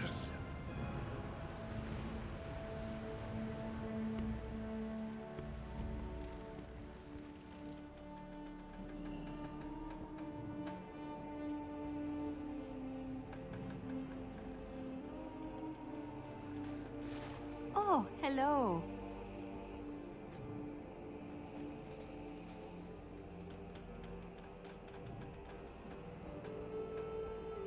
Good fortune. Each day is a blessing. The Naru have not forgotten us. I have what you seek. Long live Greymane.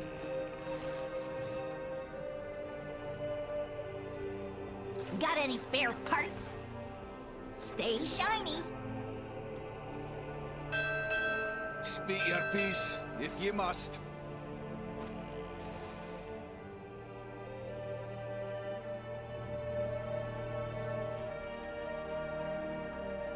Keep your motor running.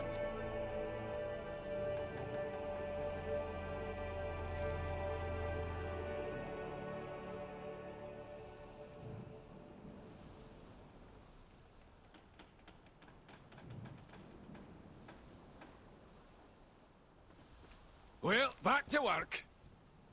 There is much to be done.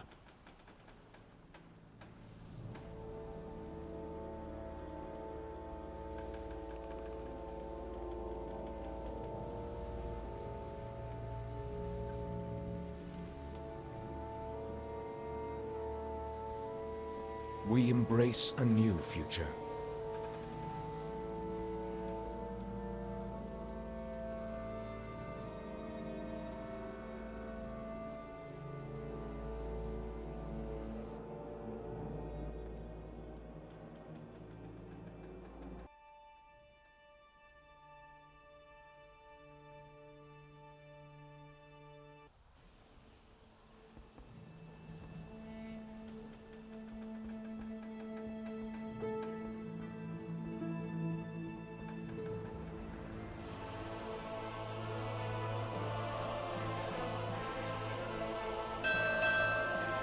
Explorers ahoy!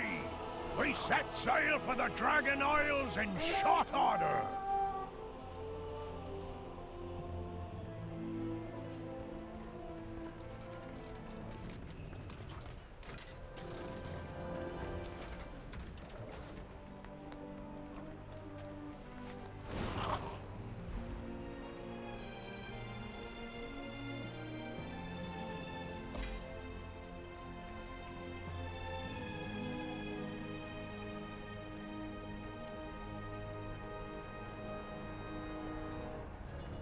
Welcome, friend.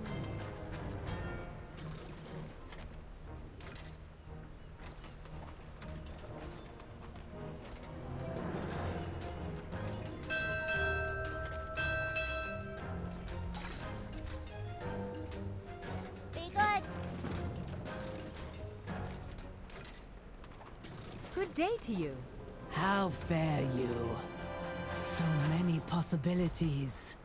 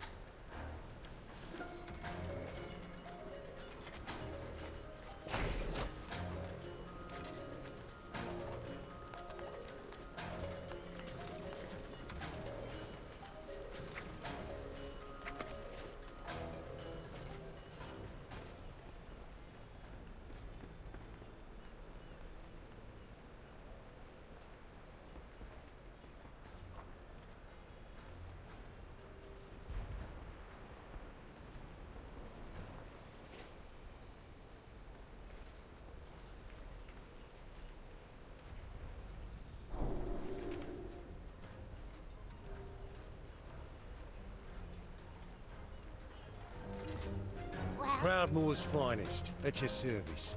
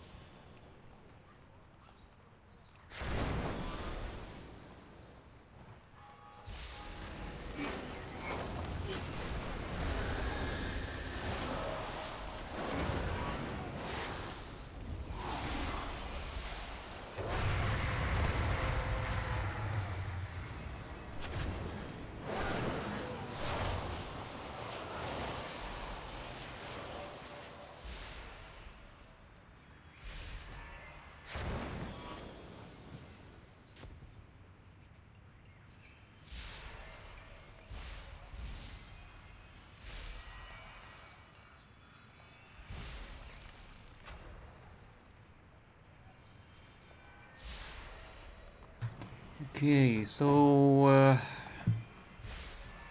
oh, what is this? Good fortune. May the light embrace you. Krona Kai Christor. Arcanon Poros. Greetings, friend. Must remember, patience.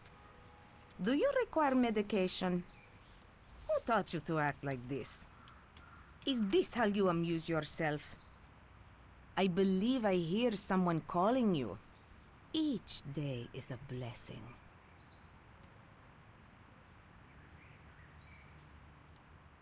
Yeah, I don't remember seeing seeing this lady before.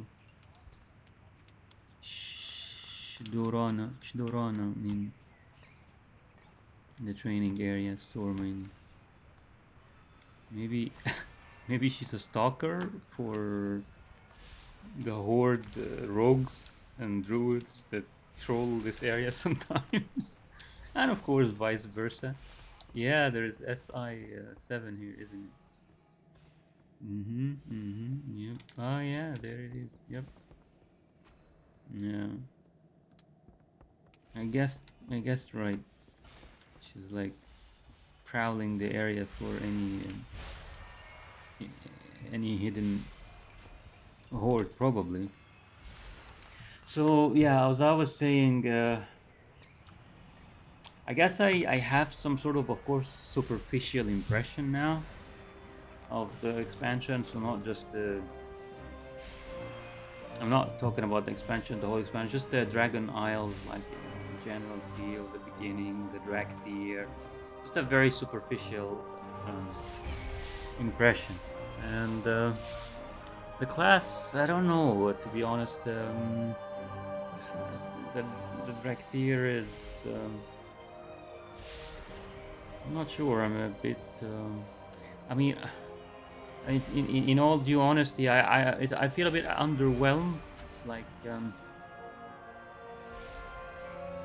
it's not like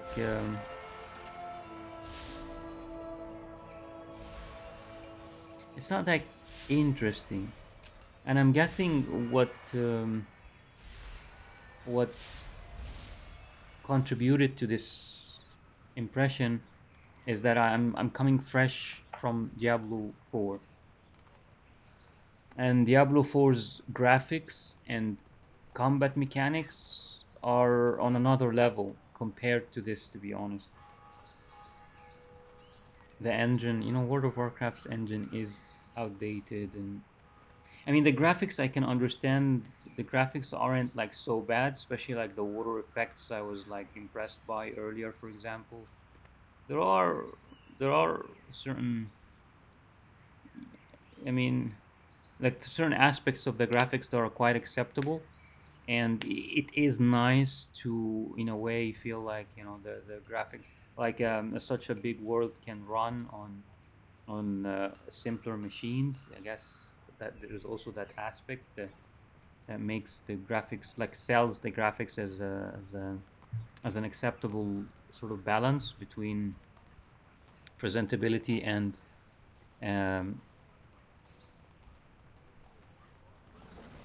let's say like flexibility with various systems and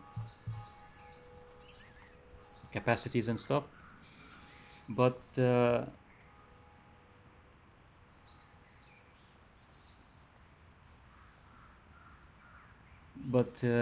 when it comes to the mechanics, and especially the combat mechanics, this is what I just can't, to be honest. I cannot bring myself to just be complacent about or to accept as is, anymore. It's just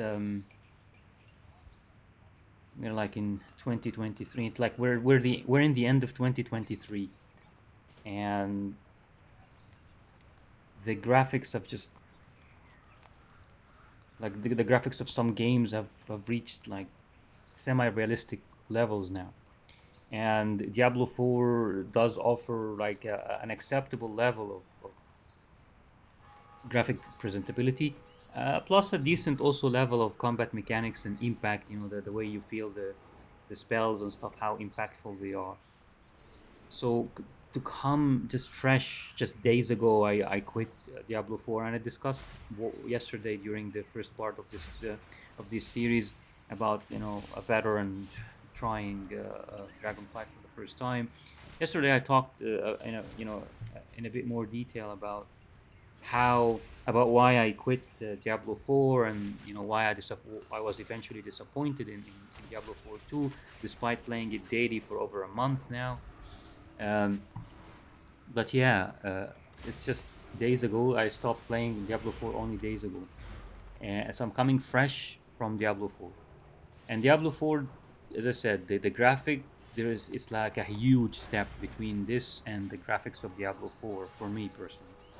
And then there is the other issue, as I said, of the impact, not just the graphics, but the impact of the mechanics, everything, the your horse, you know, the way your horse runs in the world, the way your spells, whether they are magical spells or physical attacks, the way they have impact, you know, strength, that you really feel them like hitting the enemies, and you feel the enemies reacting to your powerful attacks and stuff. All of this is done at another also level. It's done at a much higher level in Diablo 4 than what we have now in World of Warcraft. So but I don't know. I guess, you know, some people, if people who haven't quit, who haven't stopped playing World of Warcraft like I did, because I stopped for more than a year now. So for people who are keep playing, they got used to it, you know, and I know that feeling because I've been there. I've played World of Warcraft several years in a row, so I know what it is like to basically get so used to World of Warcraft that you don't really feel how different it is. Like, even when you play, because some people are gonna say, well, I play World of Warcraft and I also play X, you know, whatever realistic, you know, whatever game with realistic graphics and good mechanics and stuff, and they can say that it doesn't, and they don't feel like, you know, the mechanics of World of Warcraft bothers them or anything. And I can understand. Yes, I believe, like, if anyone says that, I believe you, and I understand where you're coming from, because I can relate to it. When can I relate, or when could I relate to it from the past? I could relate to it when I kept playing World of Warcraft nonstop for a very long time. I just got used to it. It became background, so I don't actually notice these little details anymore, and they don't bother me because they are, quote, normal, unquote.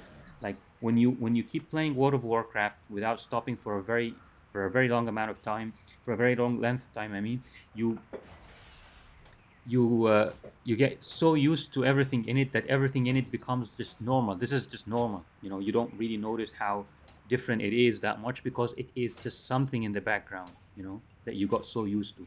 But if you stop for a year or something and then you return, that's when you allow, especially if you return after having played you know, another game that is, you know, setting another level in terms of graphics or mechanics or something, then you can notice. When you are in the same boat as I am, and you have the same experience, you can kind of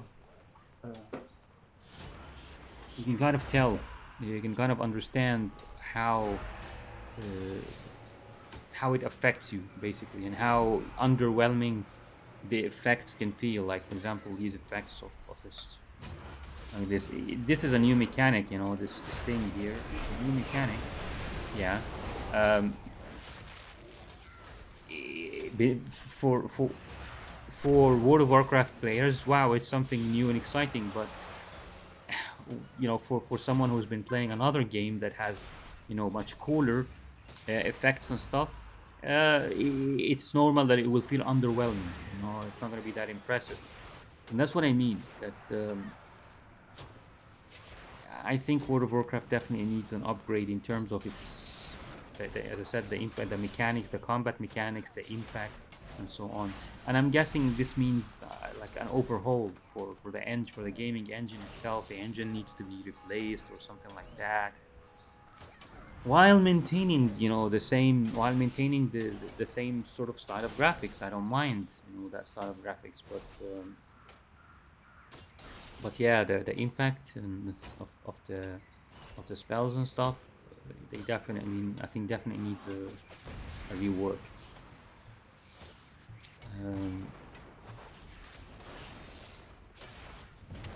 But yeah, I don't know. Like I've played the Dractyr for a while now. I appreciate. I don't know anything about it, and I was just pressing, or like pressing whatever buttons are available to me.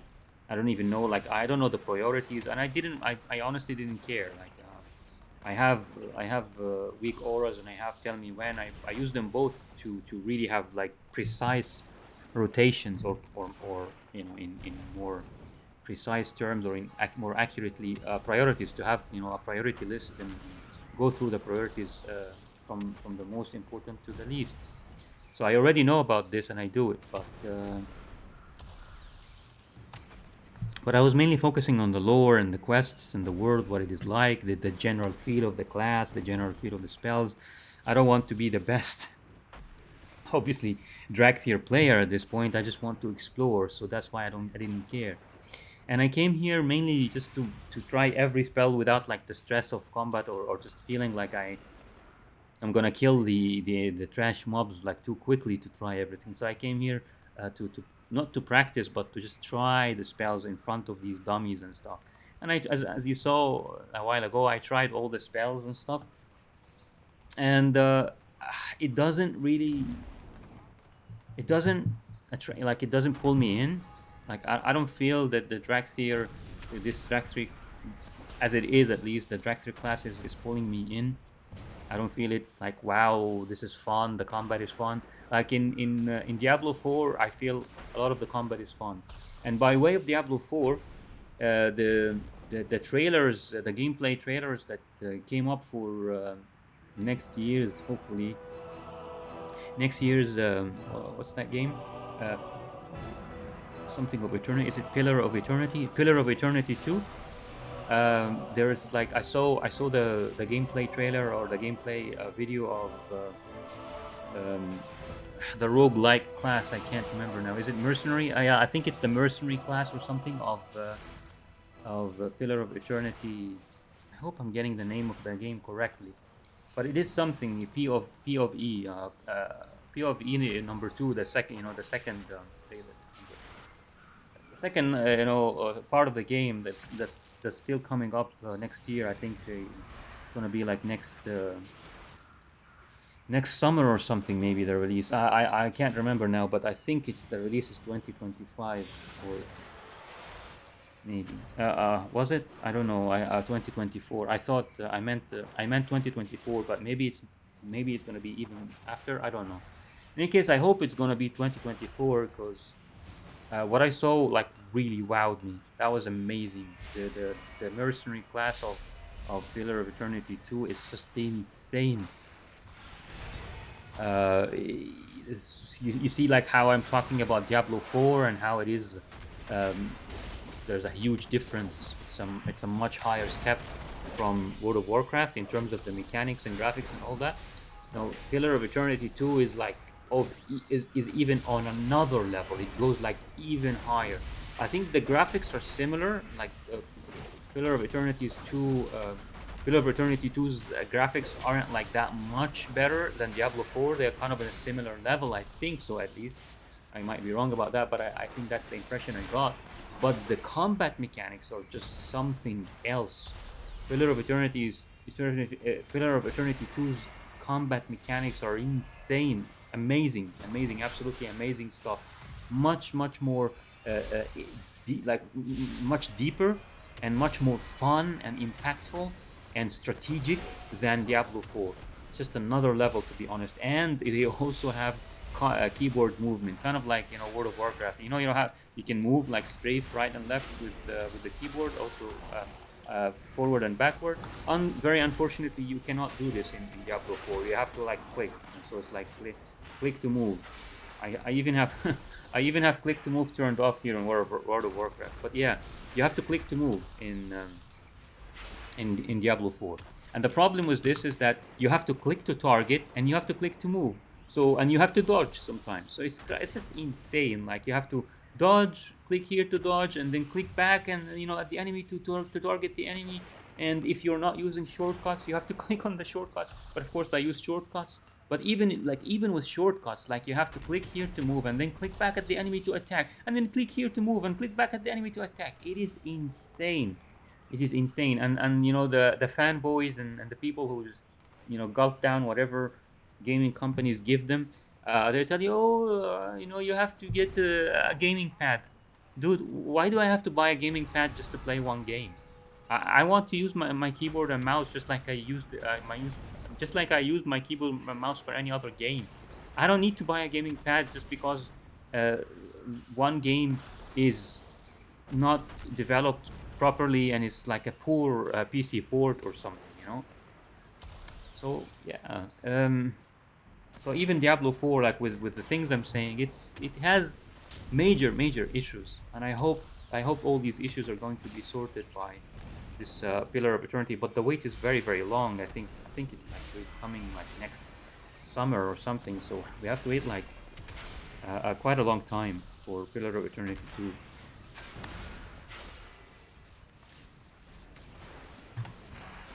So yeah,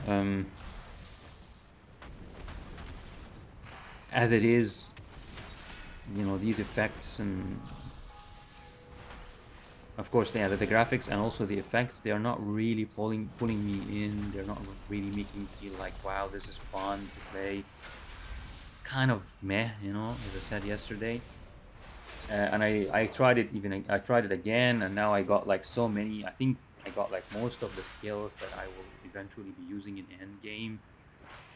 And as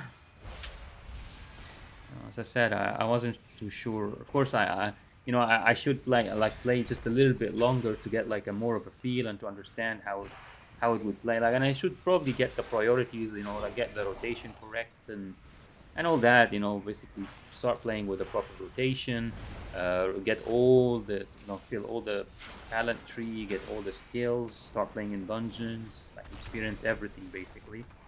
But an impression like this is sometimes good enough, and it's not really sucking me in or like pulling me in. So I might like give the Dragon Isles themselves, like the zone, this new zone. I might give it another go on my Hunter, I think, rather than the Dracthyr, and just see how it goes from there.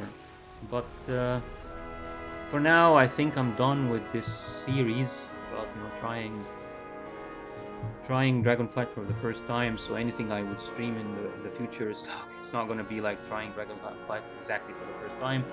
I'll be just continuing to get like a deeper look at Dragonflight as an expansion and the Dragon Isles as a new region to see what they're about. But as I said, I'm probably not going to do this anytime soon on this Dracthyr class. Maybe if I play on my Hunter and I get pulled back into World of Warcraft, generally speaking, and I like the game, like the expansion, maybe I could return to the Dracthyr once the game itself grows on me. Then I can play the Dracthyr as a new class just to try something new, a bit deeper. But otherwise,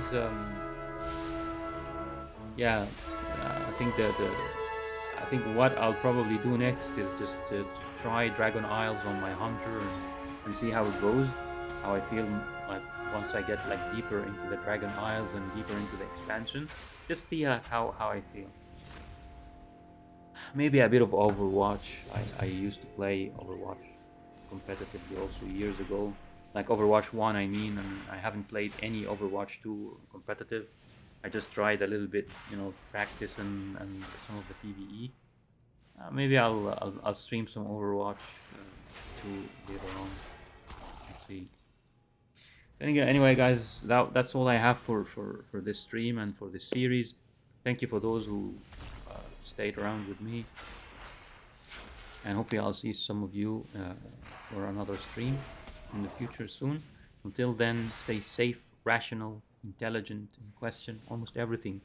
And please remember our brothers and sisters in Palestine in your prayers and good wishes. And please try to speak about the issue whenever you can. We definitely need a firm call for a ceasefire against all civilian targets from any side, really.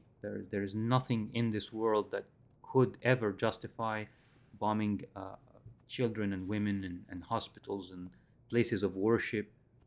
There's nothing, no, not a single argument, no human shield, hogwash, no, nothing. There's nothing anyone can say that can justify these war crimes in the heart and mind of a healthy person.